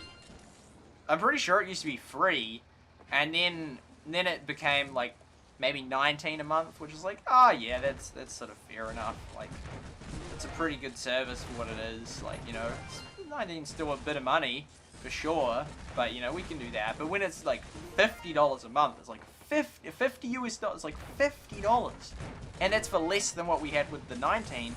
It's like, that's not great. It's not great. I mean, if I stream a lot in a month, then that's fine. But if it's like, if I'm only going to do 1 or 2 streams, that's then, like, extremely expensive. It's, like, a lot of money per stream. Yeah, I mean, if I only do 1 stream, it's, like, $50 for 1 stream, which is ridiculous. But if I do, like, 10 streams, it's like, okay, $5 US to stream. That still adds up. Still not great. I don't know, it's annoying, because it's like, well, because the alternative is, like, either, like, unless it's an alternative, I either pay it or I only stream on 1 platform. Which, I mean, I can stream on 1 platform, but then that, like, knocks out a lot of platforms. Then most people don't watch me on Facebook or DLive or that. But then there'll never be the chance for me to get watched on them if I stop streaming on them. So it's like, sort of a bit tricky, but hard to know. Bit of a conundrum.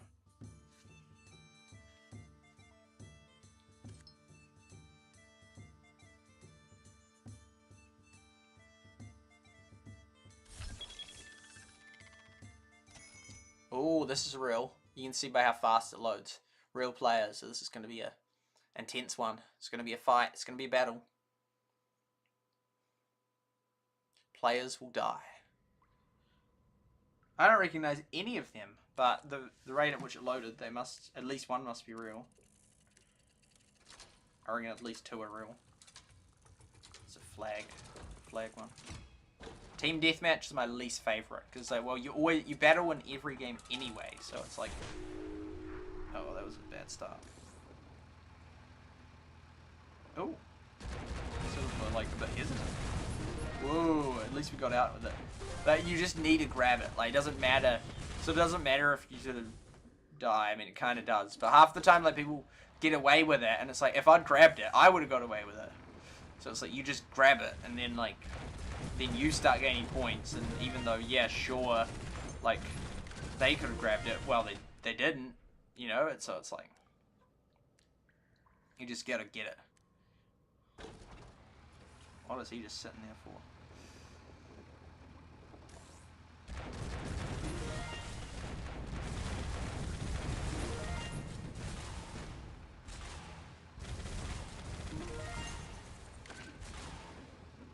Imagine if you all got health.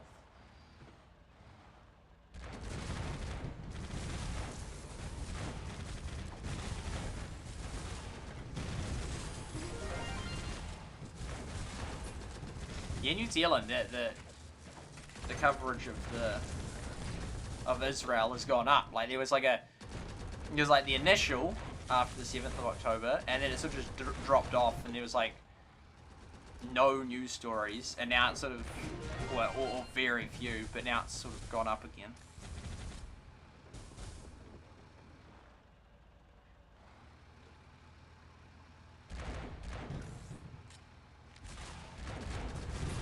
Oh, I made it to the health kit. Still got taken out. Welcome back.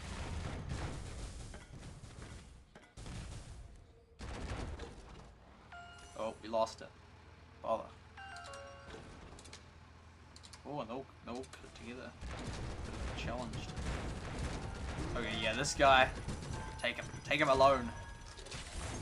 There we go. Goodbye.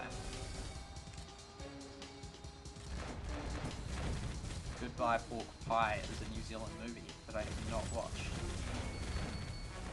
New Zealand film is like real small, like the Wikipedia on it is not, like I don't recognize most of the New Zealand films, like New Zealand is just such a small country, like just too small to like really have done that much in the way of that. Australia, like they have a solid film industry. Hugh Jackman's from Australia. Trovo still has the least delay. That's crazy. That's interesting how they somehow do that. What was it? There we go. All three of them were real. Oh, that was his first game. Poor guy. Oh, with a real whoa, like a real pro with them. All those friend requests. Hopefully you bump into them again. Ah, yeah, he's probably like, I want to swap out these two. Maybe, but maybe he wasn't. Sometimes they're not actually in a team. I'm always used to being in a team. There must be some people that just play solo, but their progress, like their win rate, would be probably a lot worse. Yeah, it's I like it as well. It's a cool victory emblem.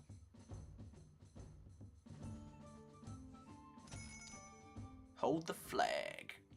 Backward Basin. I mean, I'm a little bit disappointed, honestly, that there's like no one from the actual game here. Not a dev. I mean, that'd be real cool if dev came, but like, I don't know. It's just sort of sad because like like hardly anyone's making content on this, and like the one time, well, not the one time, but the like, you know, the rare occasions, the once a week they get the opportunity. I mean, they probably don't know about it. They probably don't check the channels or whatnot, but it's just, I don't know, it's like, oh, it would be really cool for them and me. Well, presumably for them, because it's like, they get to be part of a live stream with footage of them playing. And then it's cool for me, because like, oh, look, we got some new viewers who are here for the stream and get to be part of this. And it's like cool, but it's, I don't know. I'm not that disappointed, but you know, a little bit disappointed. It would have been cool if we had some. I mean, we had that with Bullet League. There used to be 1 or 2 people come, which was real cool. And like often from the Nova clan or something, or Slothy, or this Mobile Studio, and it was just real cool having like. We still have the flag, right? I'm not paying enough attention. Yeah. So I don't know. I just hope. I thought it would have been cool, but unfortunately it didn't happen. Flag. Yeah, I mean, it still might, you know, depends on how long I stream. Well, it might not depend on how long I stream, but, oh, he's got Speedy one. No, if I get him now, it's drop right in front of that guy. Arrgh. I prefer solo in Battlelands for some reason. I'll just get the flag back, and I'll finish answering that comment. Wow, that's surely to get him. He's like so. Was this lagging? Oh, yes. Oh no, no, no. Some of them have like a bomb. So if you like knock into them, you explode. I made steady progress, but had an awful win rate.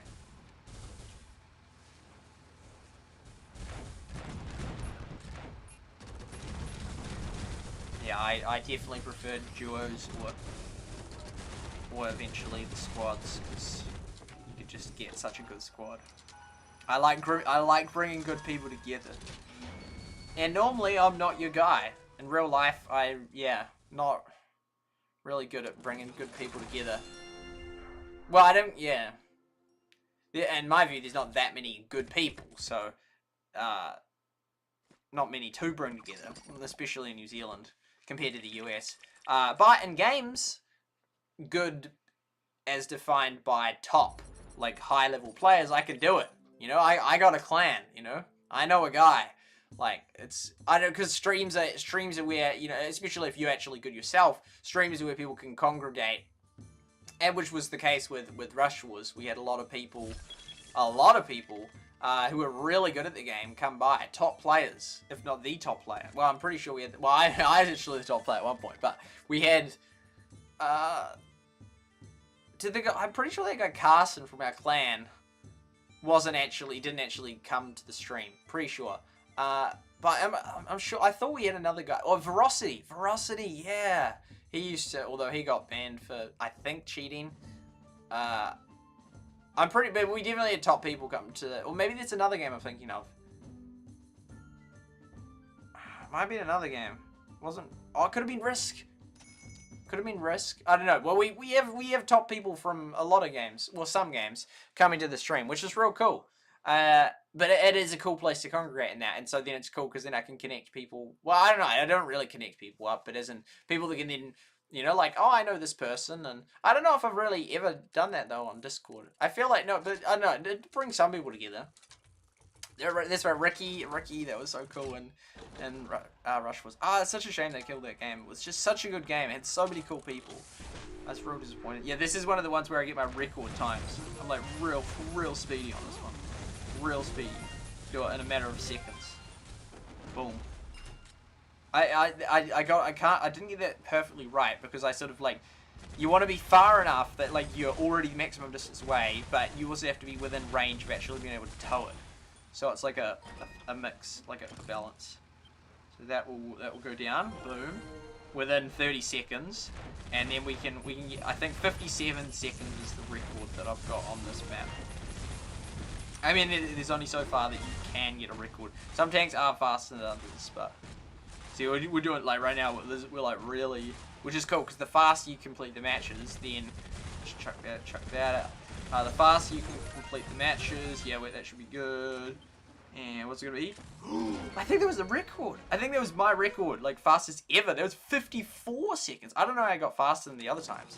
That's crazy. That was like well fast. I don't know why that was the case. But yeah. Anyway, because then it's cool because there's people congregate. If I'm good at the game, people sometimes congregate on my streams, and it's cool because like, oh, you know, you're a top player, you're in esports. Oh, great! Buy so many duplicates.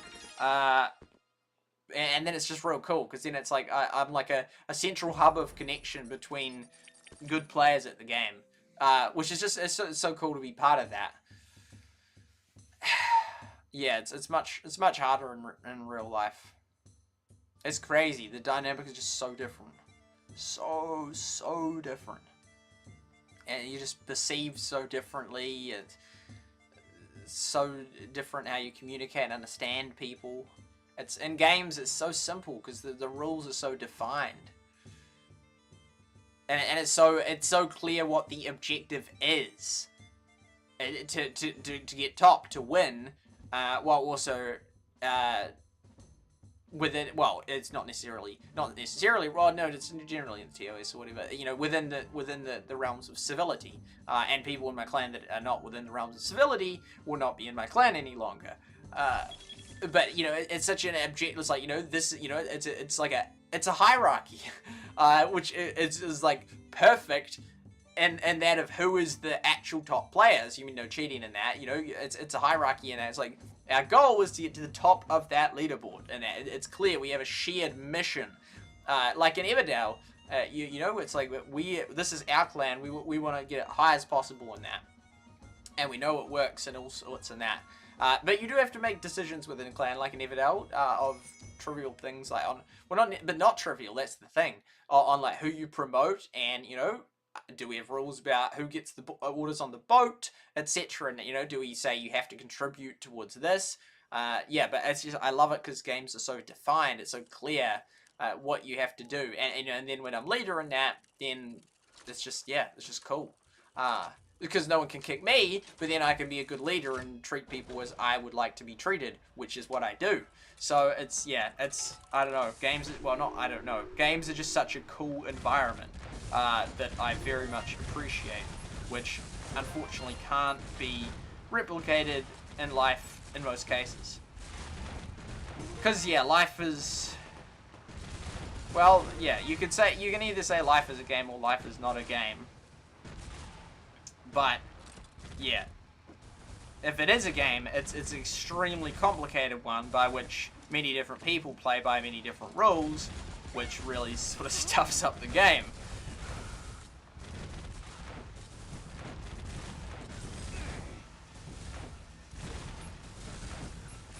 And the rules are always changing in both, yeah, in many senses, in both what is societally acceptable and what is both the winning strategy and all sorts of different things.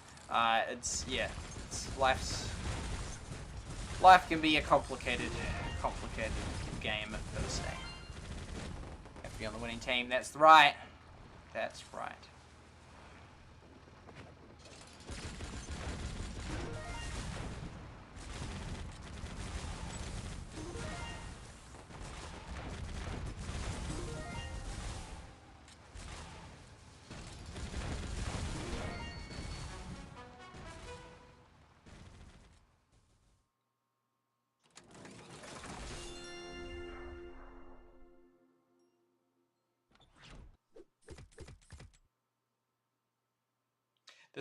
This afternoon, someone was going to come around, and then they rang up, and they said, "Oh look, what did they say? They said, there's been an incident at my house, and a dog has mauled our chickens, so I won't be coming over."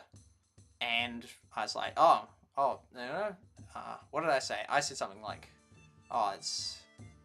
I hope you have a great rest of your week, or something like that. And it was just so concise, and I like it like that. It was the phone call was less than a minute. It wasn't like hi, like ring, like, you know, how are you doing? Yeah, I'm doing okay. Oh, what have you been? It was just like, look, not gonna come round.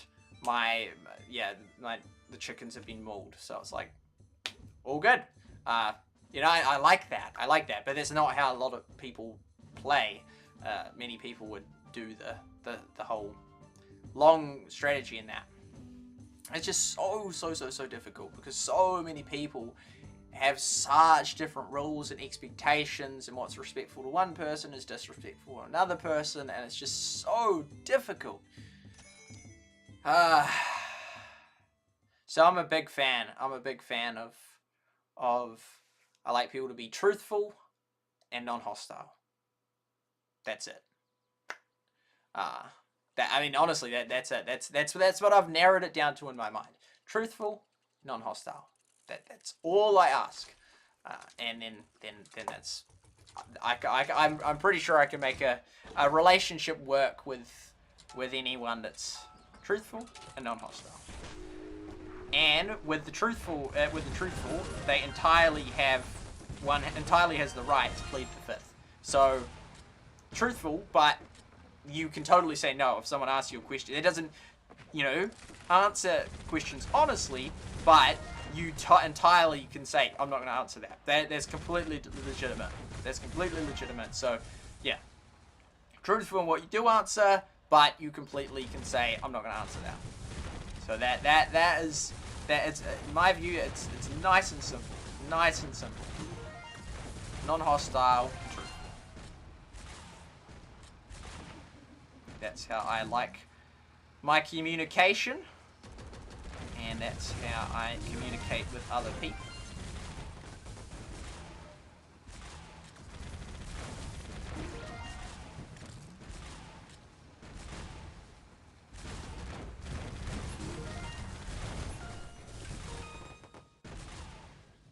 Life is a game, but with high stakes. Indeed it is.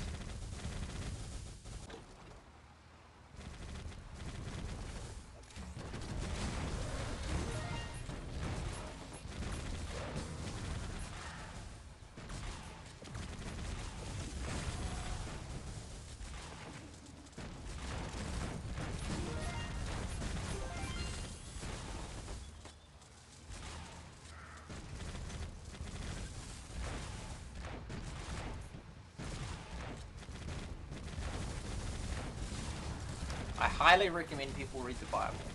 Most influential book in history.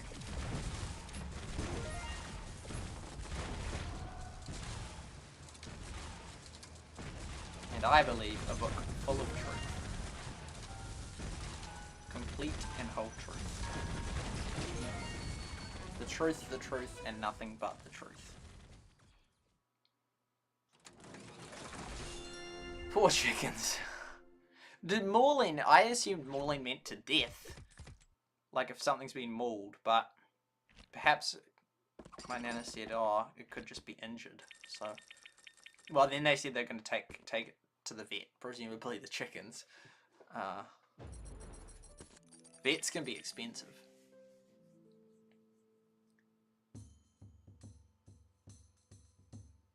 Don't think it does such good. Well, thank you for trying, Lynn. I'm not sure how that whole system works.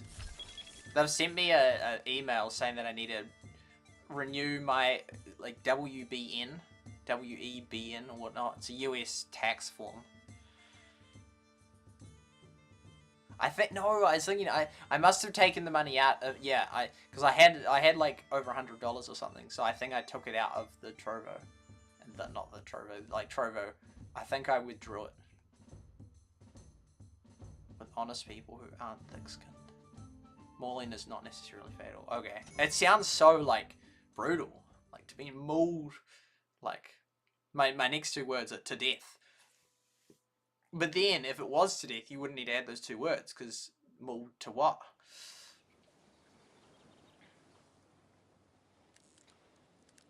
Thought I saw Antifa for a minute.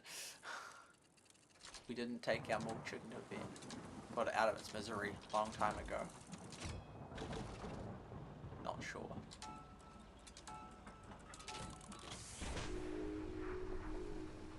Well, yeah, we've won every single game this stream. I do occasionally lose, but it's pretty rare. Especially if you have a team of 3. If you have a team, good team, chances you're gonna lose a round are very low. However, if you verse another good team, those odds are substantially increased. But I have won. I think I've lost like 21. But it'd be interesting to know how many of those were without a good team. Probably most of them. And then, but then most people playing this game probably don't play with a team most of the time. So you could argue, well, then I shouldn't get to count. Well, either they should only count the stats with a good team, or I should only count without. Well, consistently, either you count it with things just with a good team or not. Because I do, most of my games are with a good team, hence such a high win rate. But a lot of people don't. I mean, that's their choice. Because you can just play with people, and then you just add everyone, and then people play with. That said, I assume people just happily play with other people. I do have good stats, so that could be a reason why people play with me, but then I play with people, which then leads to me having good stats. But for example, if someone has terrible stats, I still invite them. I still invite anyone. Like, if I have to make a choice, I'll definitely go for the player that has better stats. But if there's no one else online other than someone with bad stats, I'll still invite them and play with them. Even though, statistically, you're probably worse off. Like, there's someone that had, like, 500 losses to 300 wins. It's like, that's... Or it might have been 700 losses to 300 to 500 wins. Either way, it was, like, more losses by at least 200 than wins. It's like, there's so bad stats. Like, I think, and presumably that's worse than a bot. But it might not actually be worse than a bot, because we don't know the bot stats. And the bot stats would be so bad, because, like, you win almost every game against the bot. But yeah, it's like... That's like real bad stats to have more losses than wins. But, however, you know, that's fine. If you still enjoy the game, great. And I still would invite a person like that to my team if there's no one else online. And that is the key. However, in this case, if there's someone that wants to play right now, I will leave this party of at least one really good guy to play with you. Because that's the name of the stream. So this is an opportunity. I mean, there's a lot of opportunities. A lot of games. I don't know, what was the other one that's playing with viewers? What was the last playing with viewers one I did? I definitely have done it. Like, within the last year, I think. But it couldn't be Clash Mini, so I'm not sure what game it was.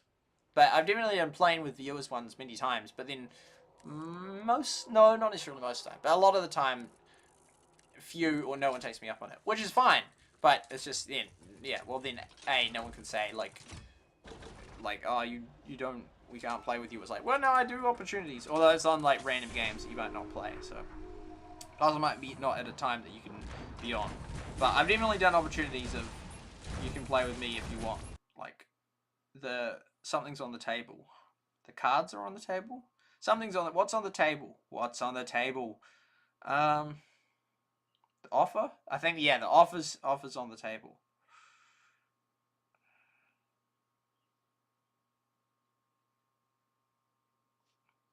Surrounded. Bother. My Battlelands win rate was that bad. But Battlelands, it was...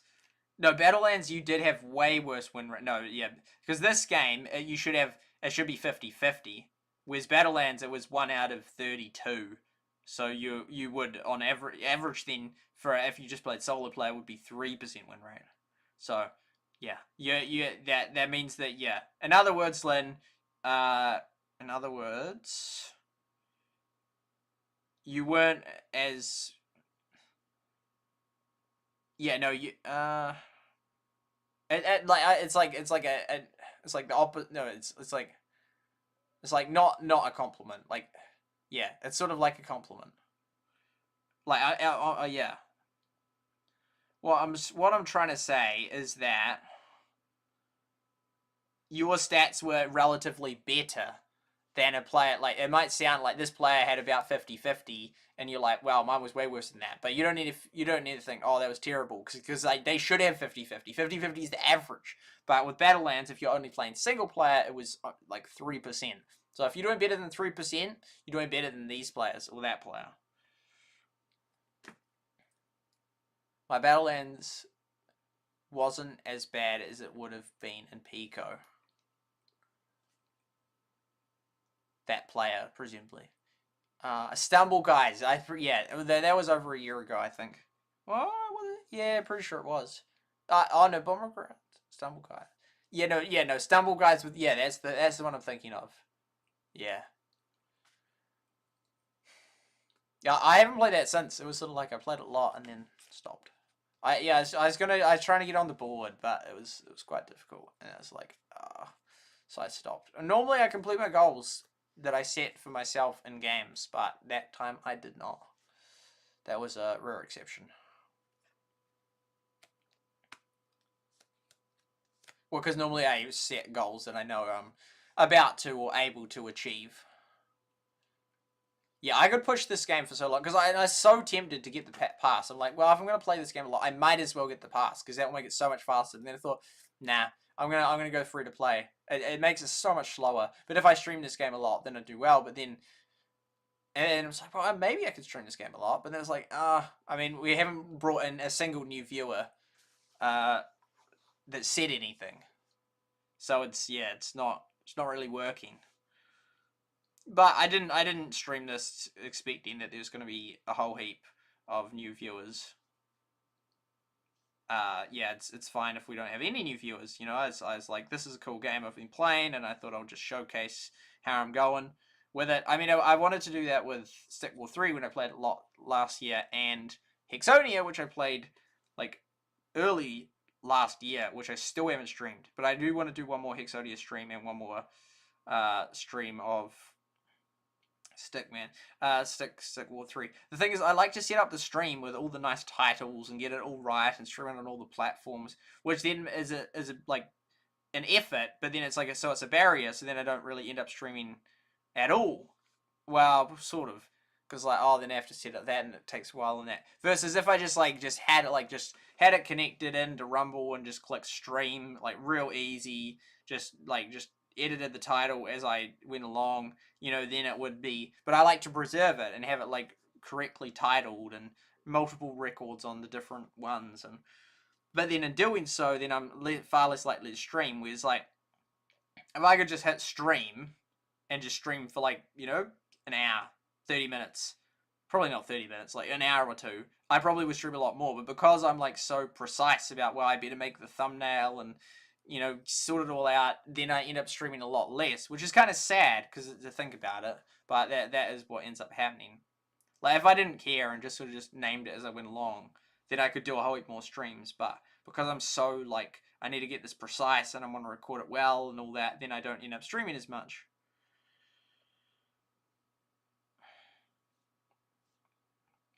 I really want a new location-based game to come along that I just love, like Pokemon, well, kind of like Pokemon Go 2, but not to do with Pokemon, and just like, you know, a new type of thing that I can just like do the leaderboard thing again like Rush Wars, but with a location-based game. Like, I so would love to do that. Like, it'd just be so cool. Like, and then I wouldn't stream most of it. I'd do like the odd video of it. And I like how I did Go City. I loved how I did Go City. That was just such a healthy, cool thing. Like, it wasn't a huge commitment. I only did, it's sort of a lot, but also like not that many, like 18 videos in the whole time of covering it. But sort of basically once a week. It was just like one video a week was actually like, it was manageable, it was doable, wasn't a big effort, and it just showed you sort of the highlight of the week. So it wasn't like you're not overloaded with heaps of hours of content. It was just like, here's like a 10-minute clip of the cool achievement I got, or the wee road I built, or whatever it was. And I loved that. That was just such a healthy balance. And even on top of that, I could even show you real life footage of where I was, which was really cool. So I really loved that and would love to see that happen again. I'm still extremely pro location-based games. Even though there's not that many of them, I'm just like so wanting one of them to succeed.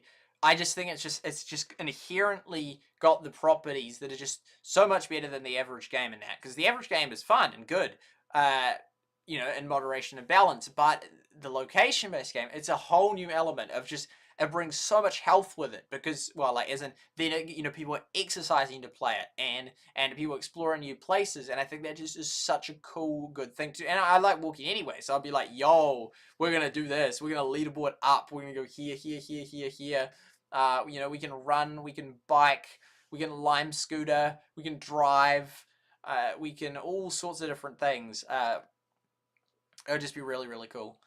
So I would love to see that, and I'd be so keen to just like leaderboard the leaderboard out of it. It would just be awesome. Would you have to have other players in your area? No, to do a location-based game. Very small town. No, you don't need other players. Well, it would depend on how they design the game, but so far the Pokemon Go was too, well, at the start at least, until they added like sort of no, they had clans from the start. I don't know, until they added battle gyms. It was 2 solo player. It was basically just you. I'd like to see one that's more competitive. Yeah, but then it's like, depending on how they do the dynamics, depends on whether you need players around. Like, yeah, yeah, it sort of depends on how they design it. But I think this could still have you as part of a team and part of a leaderboard, even if you're not directly battling other players. Like, they definitely don't need to make it that both people have to be there in real time. Because Ingress has a cool system where like you battle for power over location, but you didn't have to be there at the same time. So you'd sort of, so I have a little experience. Well, no, it's a little moderate. I'd say sufficient amount of experience with location-based games. No, actually, I think I'm pretty good with them. I haven't played many of. No, I have played most of the key ones, but I haven't played them for much. But I've played them for enough to know what it's like and the mechanics it use actually. And come to think about it, the mechanics are quite important, and I actually do have an understanding of the mechanics, like Pokemon Go and that. Because yeah, Ingress had the cool system where you sort of battle for control over an area, so people would sort of be there in the morning, and they'd take it for the blue team, and then in the evening, the red team would come along in real life and attack that spot, and it had to be in that physical spot. So that feature wouldn't work in a small town where there's no other players. However, there was a game called Delta T, which was a fantastic game. I sadly never got any footage of it because it was only on Android, and I didn't know how to record on Android. This was back in 2018. I was really disappointed that it got killed. It was such a good game. But that one there, you actually could physically connect up these things, but at a huge range. Like, it had like 100 kilometers or longer. So you could like physically connect up, and then you had to defend the one in your little area, and then other people would have to defend the little ones in their areas. Because you had to be in range to sort of like load it up or whatever, but you could then connect it via this like line or like as in it had like 100k range and you like connected it, and it was really cool. So that thing could work. That could work for people in small towns. That was a real, or you could have like one that like more like Pokemon Go, a more collectible thing, but then have a better leaderboard as to how that worked, or have some sort of clan in it. Because I think for a successful game, you need you absolutely need clans. You absolutely need leaderboards. Well, technically you don't need. You definitely need leaderboards. 100% you need leaderboards. And highly likely it really helps to have clans. I think clans are real awesome. Although how clans will work in location-based games, it would depend. And this is what's cool about location-based games, because the different devs can do different things. The thing is, it's just location-based games are hard to make, it seems, because there's hardly anyone doing them. But there's so many ways they could do it. Like they could do the clans. You had to be like physically there. You could only join clans that you physically met up with one of the people in the clan. And they would create a whole market for like sending phones overseas, or like cheap flights. That's insane to think that could actually affect the real world. People buying plane tickets, depending on how like popular the game is and how cool the rewards were or whatever. But they could, two games could do two different things. But right now there's like almost no location-based games at all, so hardly anything's been tried. But that's cool, and it's like a whole new element. It's not just like the genre of battle of auto chess, or the genre of builder-based like Clash of Clans stuff. It's like, you can integrate all those genres into it, but not only that, you could also add new integrations, like actual physical things, which it didn't make sense for Clash Clans to do. So it's like, it's just so cool on so many levels, the potentialities of what could be done with it. But like, hardly any of them have even been developed, let alone alternative. Like, one of them has a clan, which is only real life, and one of them has a clan, which is that. And just hardly any, period. So then it's like, there's like so much potential for different things to be tried, depending on how they want to do it. And they could like have like little bits of each of them, kind of like they could have like little clubs that you can do with physical people in your area, and then you could have like like actual proper clans. And there's just so much stuff they could do, and it's just so much potential, and it could be so cool. So I would love to see it, but I'm not seeing it. I don't know why, but there's hardly any games being developed that are location-based games. It also is difficult because then like people have to pay for data plans regularly, but based on how they did Go City, that I didn't have to pay much for that plan, and that was fine. But some areas in the world would have more patchy stuff or whatever. Oh, I already had placed that mine. Yeah, so, but I don't know, I just, the idea of location-based games gets me really excited, and I just love to see a lot more of it, but it's just something that is just really not there. It's just hardly there. I mean, there's that company, is that guy AFK? The guy Night, it's like, it's not Nintendo, it's like Nitan or Nisan or whatever. I think they're both Japanese. It does do some good games, but it has sort of like, kind of a monopoly on it, and yeah, it's like it's all right. They did Pokemon Go, which was the main one, and Ingress. So they've done like most location-based game players are of them. Another really cool one was Jurassic Park Alive. And that was kind of like Pokemon Go. It was sort of solo, and yet sort of would collect. You go and hunt them, and that was quite cool as well. That was in 2018. And then but then you had this actual real in game. But it was just sort of stationary battle. So it was like sort of like a normal battle game, just like you had to like go physically out to collect your cards. But there's just so much cool stuff, so much potential. Gets me really excited. But then it's like it's not then matched by any real follow-up action because it's just real hard, presumably for companies to do it. Otherwise, I'm sure a lot more companies would do it. Because it involves, yeah, like a whole heap of stuff. Like they have to use get a company that has map data. I mean, they could use OpenStreetMaps, but then they have to like figure out how to make it not use a lot of data. Because sure, you have all these people all these indie devs, well, not just indie devs, people like money grab companies that just sort of do all these little games that last a little while.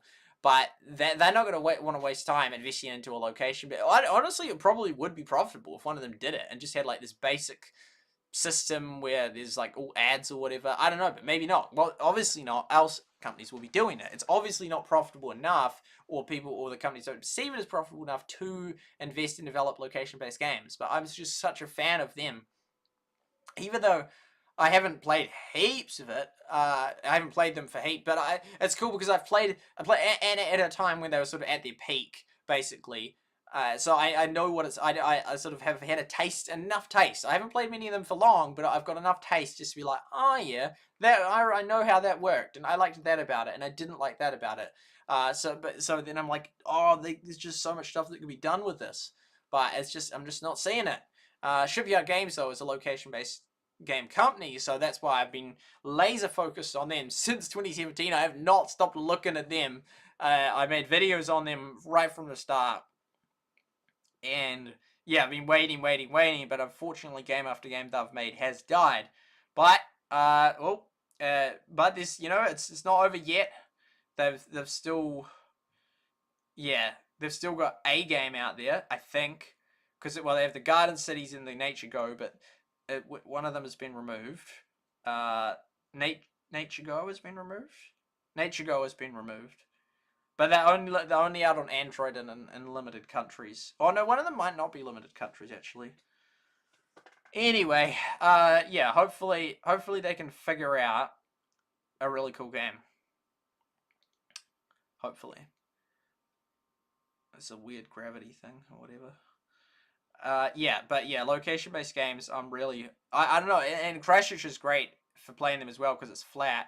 But I think and it's a whole nother aspect that some, I don't know, this one probably wouldn't work as well because a lot of places are only flat or only hilly in that. But I reckon they could integrate height as a factor in the location-based game. Your like vantage point, like if you had like a strong base or a strong defense, depended on how high you were. So people would like climb up mountains. What's the bet that would lead to like a couple of deaths just because of a location-based game where you get rewards for climbing up hills. But I mean, oh no, I was going to say that's the same for geocaching, but there's probably limits on the geocaching. Accidents just happen. Tragedies just happen. Like whatever, every day that cars are still a thing, people die. And I'm very pro cars still being a thing. Just whatever you do. Yeah, I don't know. There's just so many ways people die. And I'm sure having a location-based game where you got rewards for climbing up hill, well, like Pokemon Go, people died. People walked out in front of trains or off hills or whatever, because they're playing the game and didn't see it. So it's like, was it worth Pokemon Go coming out considering it led to people dying? So many things cause death. Cars cause death, knives cause death, guns cause deaths. But there's so much advantage as well. But it's easy to focus on the negative and say like, which is then how a lot of reactionary or safety measures are brought in, because there'll be a one-off accident, and then suddenly like, okay, we have to like change all of how this is done, or no one can do this, or whatever. Like if someone had an accident with power tools, all these people can't use power tools anymore, or someone falls off a silo, okay, you have to be like registered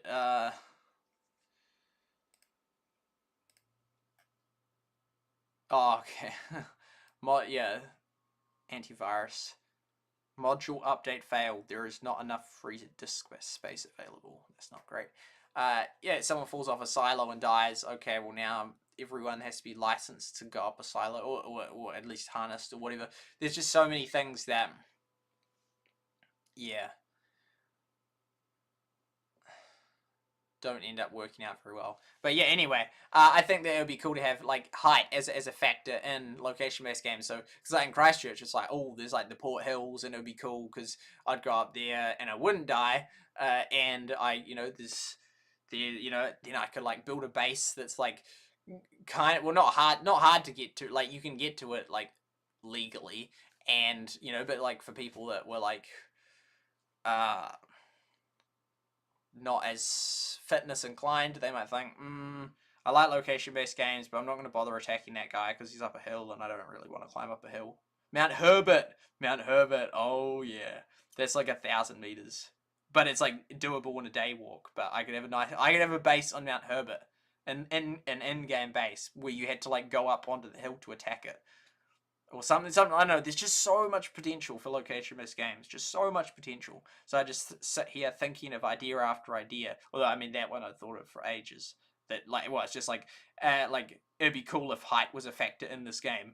But there's just so much things that you can do in a location-based game where you couldn't, or it wouldn't make sense to like make height a factor in Clash of Clans. Oh, and there was another one. There's Clash Go. Clash Go was another one as well. I'm so glad that I tried them out because there hasn't been many of them, and some of them didn't last long, like Go City and Clash Go. But I'm definitely not going to claim, nor is it likely the case, that I've tried more location-based games than any other person. But I'd be up there. I mean, I haven't tried that many, but there's not many out there, and so like, and some of them were only out for like Clash Go. Most people won't have played Clash Go. That wasn't out for that long. Hardly anyone ever played Go City. So I mean, there'll be ones that I probably haven't heard of, but I don't think there'll be that many. Well, there won't. I don't think there's any major ones there's no major ones that I haven't heard of because I've looked up lists of top location-based games, and they're very similar lists. There's not many on the list. But yeah, and that's the funny thing. Like, I just haven't played any location-based game for a substantial amount of time. Yet I've played most of the key location-based games, and lots of them already gone now. But I've played them, so I feel like I have there wasn't anything. I just played them because I thought they were fun and they had potential. But now it's like, oh, I'm actually in a good position to analyze what makes a good game. Not necessarily, or more like, what are the cool features you can add because I saw it in that game and that game and that game, or here's some stuff that no one's added, so why not put that in? So yeah, okay. Reading the chat, I got very carried away.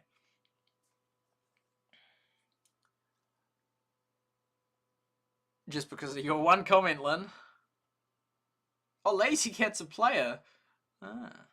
Of course, someone's accepted my friend request. So now I can't add people. I'm surprised they can go for this long. But often people do go for a long time. Like, I'm surprised that people don't sort of like only can go for like 15 minutes or 30 minutes. Like, people can go for over an hour. Hey, there we go.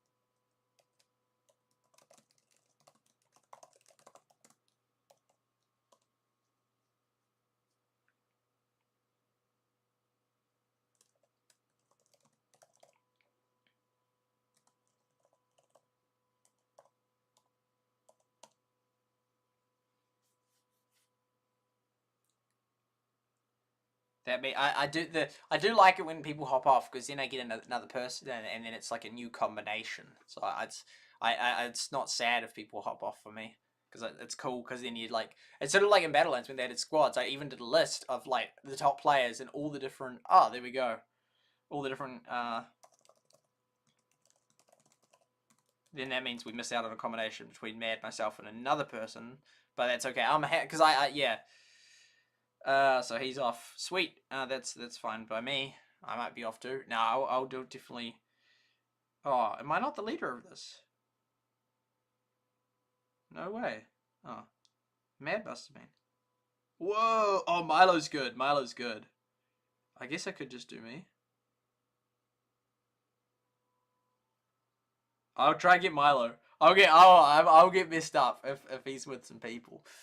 Yeah, like when Battlelands had the squads, I did a combination of the top people. Like, there's a lot of combinations, but it's quite cool. Companies need to be thinking outside the box. There's a big heyday VLUB like phrase. Oops. Club-like presence. Oh, that's cool. And by club, I didn't mean physical club. I just mean like just another word for a clan, but it has like it's a clan, but has the requirement. Oh yeah, surely it's Milo. No. Okay. Oh well, Slave 1, he's a bot. In the true sense of the word. So yeah, I mean like clan, but you have to physically meet it. So it's like a micro clan versus the macro clan.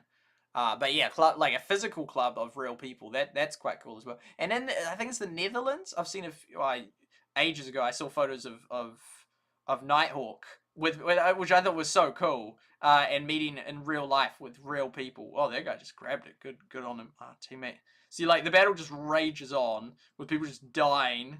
Oh, he's like, oh, there we go. Even it's sort of like you just gotta grab it. You just start towing it, and even though like they're still killing you, it's like, well, we might as well be dragging it your way while you're dying. Oh, how did that guy get it? They're both like almost dead. Oh my god, that's so funny. It spawns you in, like if you did really well, then it like spawns them in right near you, which is really annoying. But if you're like, or inversely, it spawns you near them.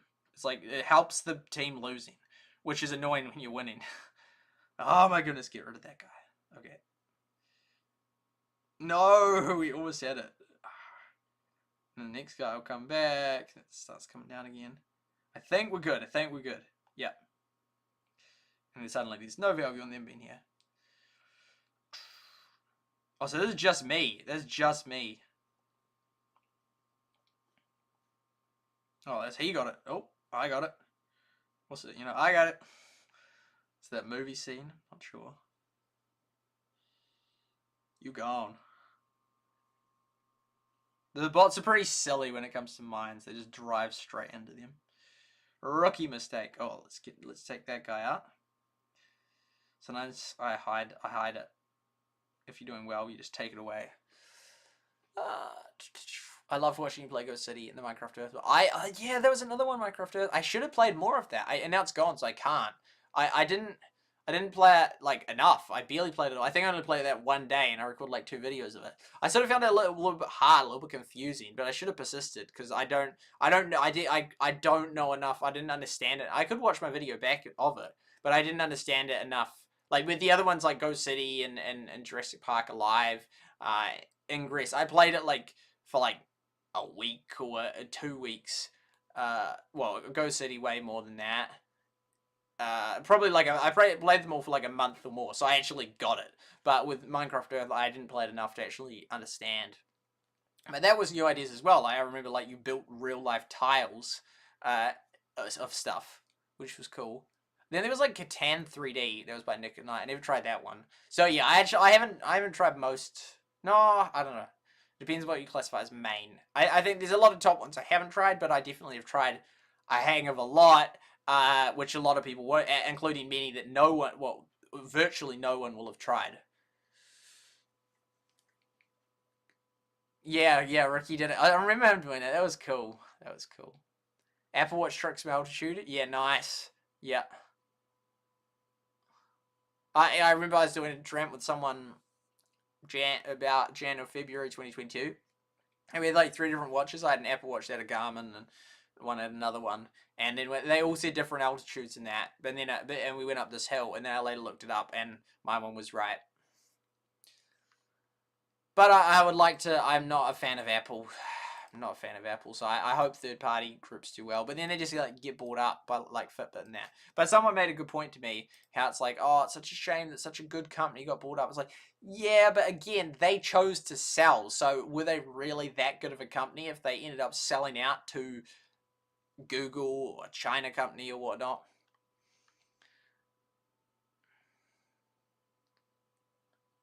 Mountains. You got skies. Oh, true. Paris. Was it like Dubai? That huge tower. Had a meetup.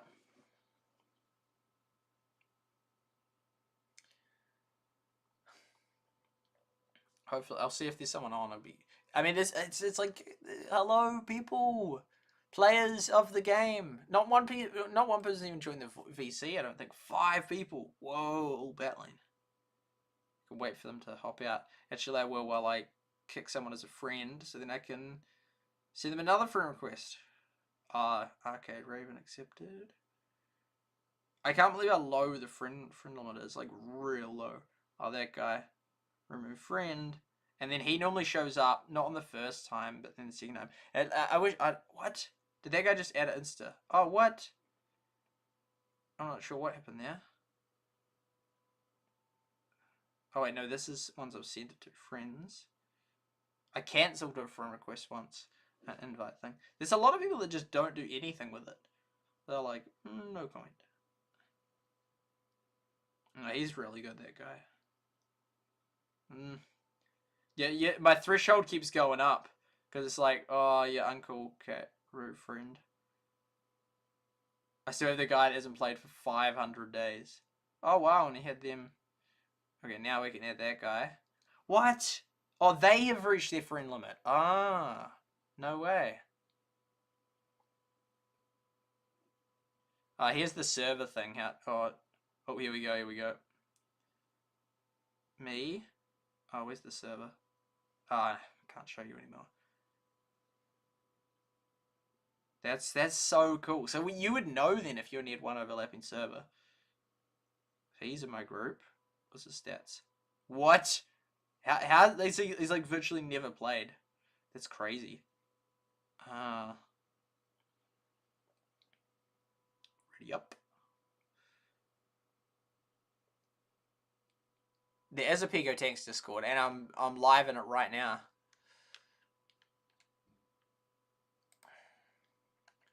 Can I find about us?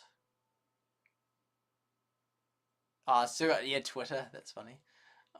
Here we go. But again, I don't know.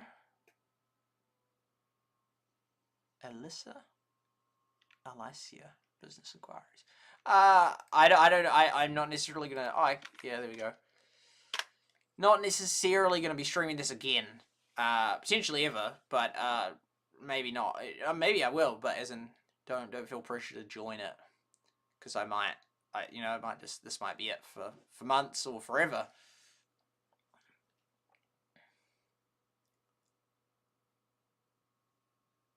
Letting those crates stack up in Medieval Madness. It's weird how, because the problem is, it's to do with this blueprint thing, which is very bottlenecked, because you have to get really high level to get these to get things that you can start getting blueprints for.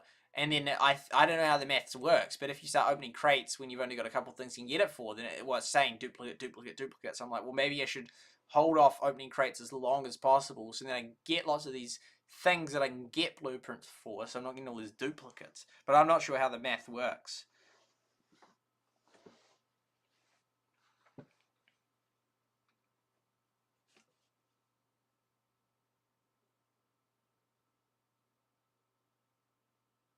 Yeah, I'm back in streamer mode at the start of the stream. It's yeah, when I haven't streamed in ages, it's like, there's just so much I want to say, and probably, well, I say what I want to say. I do get through what I want to say, but like, if I stream more regularly, there'd be a lot more things I'd be telling you. But if you don't, that's the weird thing, because if you don't see someone in ages, like, it's weird, because when we talk to people, like, one often thinks that they're sort of like, yeah, it is a big flaw, flaw of mine, because you forget what you realize and what other people don't. You forget you forget your how do I describe this? I mean, teachers don't really teachers are a good counter example of this. They don't forget what their students do or don't know. Like, it's very real, the discrepancy, because they're testing them and they're teaching them, and the whole point is to make sure they get it.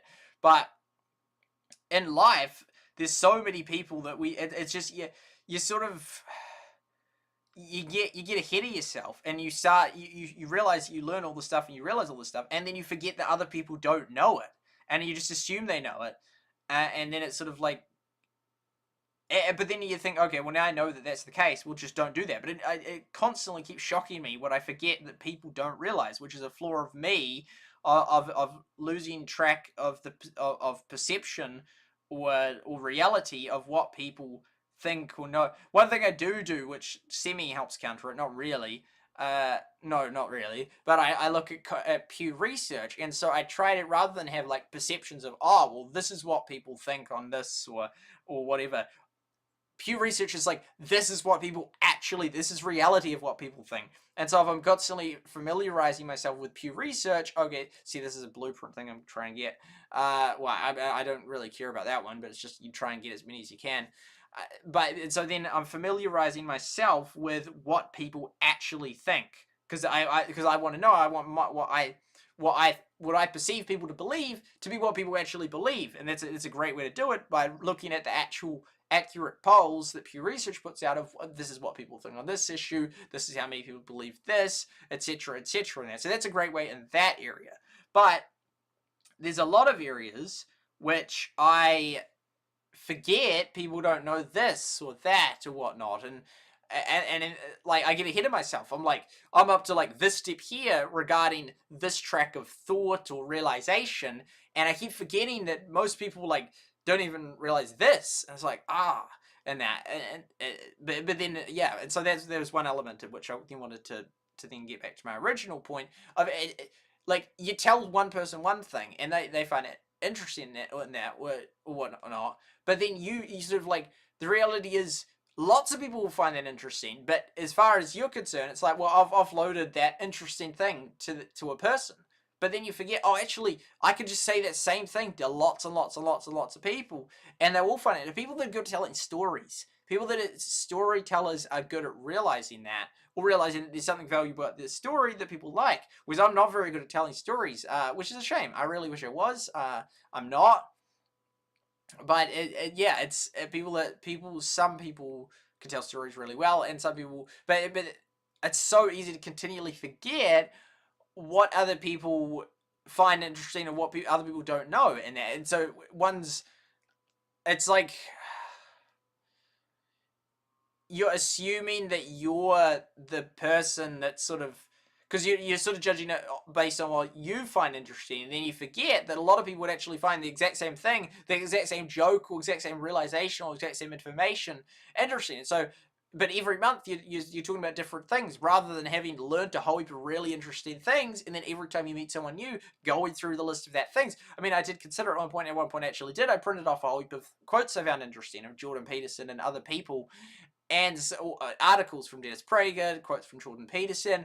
And so then I could like, as a conversation starter, because I was like, conversations weren't flowing very well. So I'm like, well, how about I bring something, like, here's some stuff that we can discuss. But it didn't seem to work that well with the few people I tried it on, because it was like not as spontaneous. I don't know, so because like, it's so annoying, because there's people and you have brilliant conversations with, but then you see them again and you just can't replicate it. It's like, why not? Why can't we kick off from where we were? And part of it is like a time thing of like, how long am I going to still be talking to this person before I talk to the next person? Or will they have to go? Will I have to go? Etc. But it's just, it bugs me that like you have really good conversations with people, and then and it doesn't help that I don't have a great memory, and so I forget like what we talked. Like, I forget what we had a great conversation, especially if I haven't seen them in a few months. I'm like, oh, we had like these real cool connection points and connected really well, but I've forgotten those references.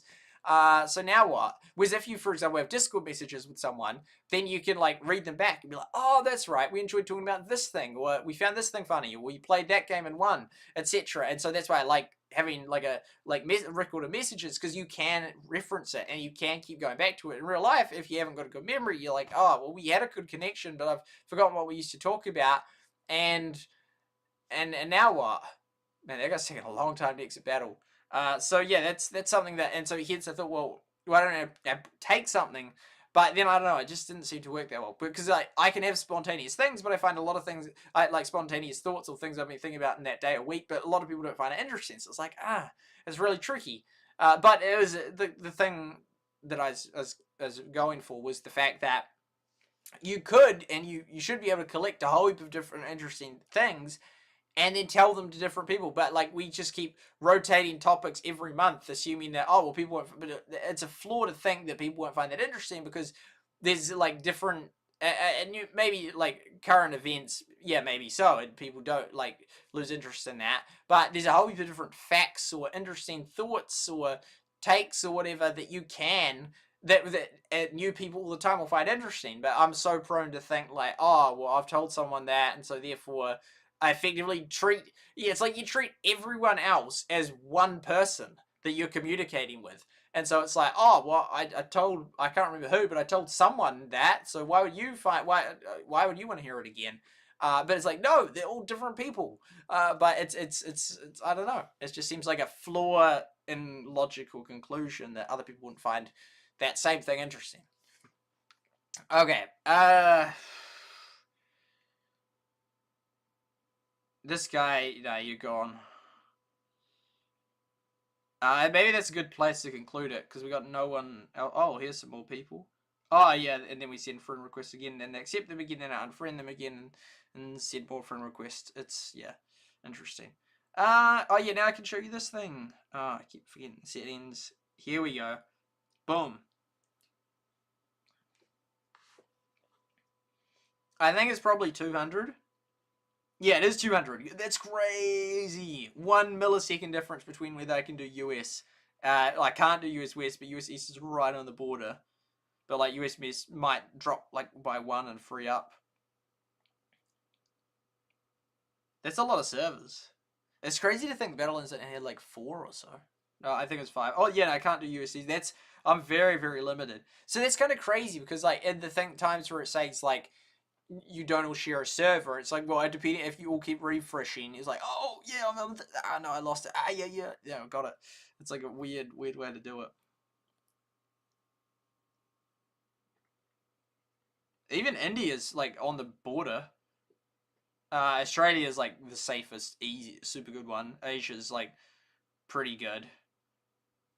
But the thing is, I think anything under like 400's fine, which is like all of them except South Africa.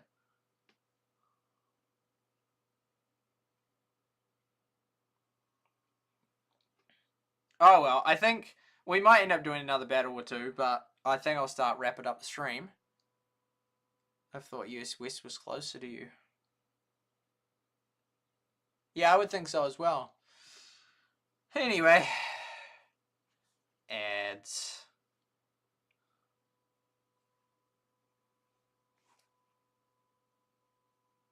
Goes up very high. Some people are like level 1000 and something. Oh yeah, what's the leaderboard? Repairs. Oh no, so we're global. Damage. 31 in the world. We'll take it. And I only do damage. Oh, I guess my shield thing doesn't do damage, but I'm normally placing out those bomb things. And then if we go to wins, 5th in the world. Oh, I'm almost 4th. And I could easily get back to 3rd. Those two were the two that were ahead of me last time. Yesterday when I got to 3rd. And once again, the miles. Yeah, I could easily win 6 battles and become 3rd again. But yeah, those ones at the top, they're very hard. But because I wonder why I didn't see... Why I didn't see... Is it Soz? I think Soz mustn't be on my server. That's why I've never versed Soz. That's so weird, because depending on which server where you live would depend on who you get to verse. That is pretty weird. I played with that guy earlier today. He's pretty good. Well, his stats aren't that great, but he's a good player. I don't know, but then it's like, do you pay attention to stats or not? Oh, OJ, you played with him. He hasn't played many games, but he's on this season. You wonder if it's some people starting new accounts. I don't know, because on one hand it's like, well, it's annoying because if stats do matter, then it's like, then you should never play unless there's 3 of you and all that kind of stuff. But really, I just want to progress my account. Anyway, that indeed is the game. It sort of was kind of hoping, well, I was hoping that we'd get like a viewer or 2 or something. Or a few more combinations. It wasn't much variation. We basically just had Mad and that other guy was basically it. I was hoping for a few more people to showcase. So it's like, oh, we got a battle with that guy and that guy. But yeah. Yeah, that was a good stream. So we'll get 3 hours by the time we're done. Yeah, and Air Server actually worked fine. It seems to have resolved its issues from 2019. I don't know if I've updated it since then, but it's working. So anyway, thank you to Air Server for the reflection of the screen. Thank you to 24times.com for the time below. Yeah. I'm just thinking, restream. I mean, yeah. We'll get back to you later. Thank you to OBS for the free streaming software. Thank you to Panda Arcade for the awesome game. Thank you to SuperSight for the camera. Thank you to SMG Studio for the cool background. Thank you to Lynn for moderating. I remember that being a factor in Battlelands like Peachy and that all lived. Yeah, so then I versed the like Peachy and that a lot. However, in Battlelands you could change server. That was the difference. Whereas this year you just outright can't play with people, which I think is sad. Well, yeah, I mean, yeah. Like, I think they should allow you to ultimately choose. They can have it as a default that you can't, but I feel like you should be able to choose. Or at least increase it to 300, because there's so many servers that we just narrowly miss out on. Or like it's like 100, it's like 100 too much or whatever, which I'm fine. I'm happy playing with a 1/10 of a second more lag, to be able to play with some of these top players and get in more real people lobbies. Actually, that actually could make it way easier for me, since there's not many lobbies I could play on. Then I keep getting all these bots, which then allows you to progress faster. That's pretty weird. No, you can't choose your server, and so I can't even go on most of them. I can go on like hardly any. That's it. And USE sometimes drops out. So I've only got 4 servers. So yeah, right now there's only 4 of them. And South Korea could easily drop out. It's 2 of dropping out. So I've only got 3 stable servers. So most of them I can't even play on. So there'll be people that are on those servers that I can never play with as a result. That's like so disappointing. And they have got a, well, they've got a way higher / lower threshold than Battle. I mean, because Battlelands you could choose, but like that's real low. Like if it's over 200, you can't play. That's like real low. Like a real tough bar, because that means like most of them are knocked out. I'm sure I would play absolutely fine on US East or US West. Yeah, man, US East is up to 212 now. So even India, if India went up 18, that could drop out as well. That's pretty wild.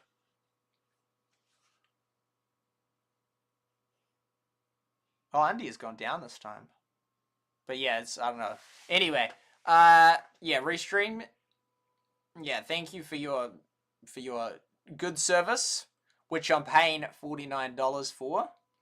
May the people watching the stream know.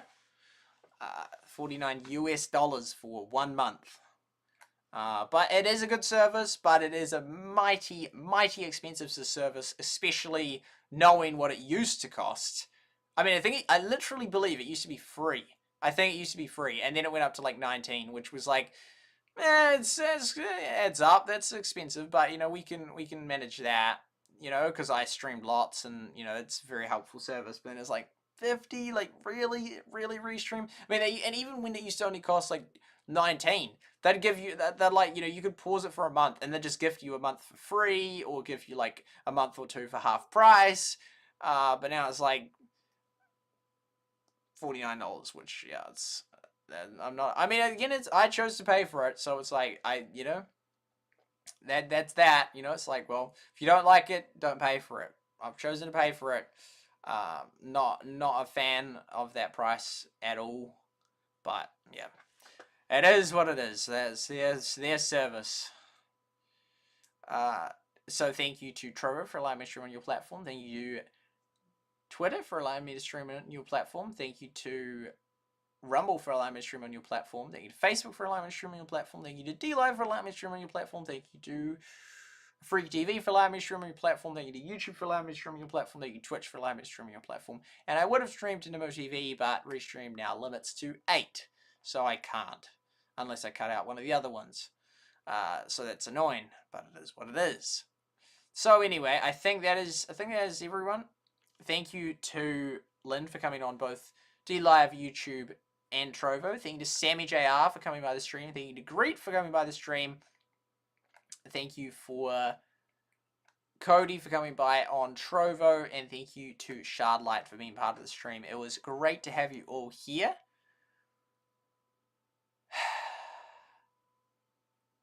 Just thinking, is anything I've missed? The members I don't do anymore. That's kind of sad. It's kind of sad. Yeah. Yeah, is that I think that's everything. Oh yeah, I'll show you the stats. Show you the statlalets. I think we did a good stream. I was happy with how it went. We can't understand you. Are you telling me? Oh wait, no. Silly me. I was reading back and on. Like, you telling me this is happening again? Yeah. There we go. I made a rookie mistake too. I asked them to call me back. Oh, phone call. Oh, there we go. Okay, we should be done in 5 minutes. We'll refresh that. Oh, then we miss out on... No, we don't. Do we miss it? I don't think we do. We'll be done in 5 minutes. Stream health. Boom. Stats. There we go. But the Rumble, having the amount we did on Rumble, that's pretty cool. I don't know how we get so high in Rumble. I think it's just heaps of random people just thinking, what is this? But it seems to stay real high. Like, I mean, the YouTube one, like... you know, like, that's accurate. Well, yeah, it's accurate numbers. Like, people leave if they don't want to watch it. Thank you for the like as well. 1 like. Thank you for that. And yeah, three concurrent viewers. Showed you the chat rate. Concurrent viewers. Man, we had a lot of chat at the start. Oh, there's when Shard was here. But yeah, that was the game. I'm glad I got to showcase it you because I've been playing it recently and quite enjoying it. So it was cool that I got to do some battles with it, and yeah, I hope you enjoyed it. I might do another one soon because it's sort of like if I keep playing it, then it's like I might as well. You know, we played 2 hours, not that long compared to some streams, but you know, we got there. Yeah, I don't know. I feel like it's sort of like it's a good game, but then the fact that yeah, like we didn't get a single new viewer show up. Sort of like is like yeah, that's sort of the state of the game, which is a shame because it is a good game, but it just hasn't got that, it just hasn't got the base anymore. I'll just search up Pico Tanks, see where if we're ranking. We're not even ranking. Oh, we're sort of like a little way down. Man, there's so many people streaming. Not that though. Boom, there we go there. And you know 2 years. If we go to filters. Upload date. Oh, there we go. Video 9 hours ago. Very nice. 20 hours ago. But yeah, look at the gap. 1 month. So in the last, prior to 21 hours ago, no one had uploaded a single Battlelands video, Pico Tanks video in a month, and then previously to that, 2 months ago. So there's really not that much. 3 to 4 months ago there was a little bit. There's really not that much. Anyway, that's Pico Tanks. Yeah, I enjoy the game. It's a good game. But it's not a very popular game anymore. Anyway, I might go have some food or something. Pretty hungry, pretty thirsty. Well, not thirsty, but sore throat. Anyway, I enjoyed streaming. Hope you enjoyed it too. I will see you all next time. Yeah, it's been a bit different with a big screen, but that's all good. First stream on my iPad Pro, I think, because otherwise I would have noticed it. Pretty sure. Anyway, I don't like your stream too. There we go. Makes sense. Makes sense. Well, have a wonderful rest of your day. I'll see you next time. Hopefully. Maybe. We'll see. Yeah. That'll wrap it up. 3 hours. Good night. And God bless.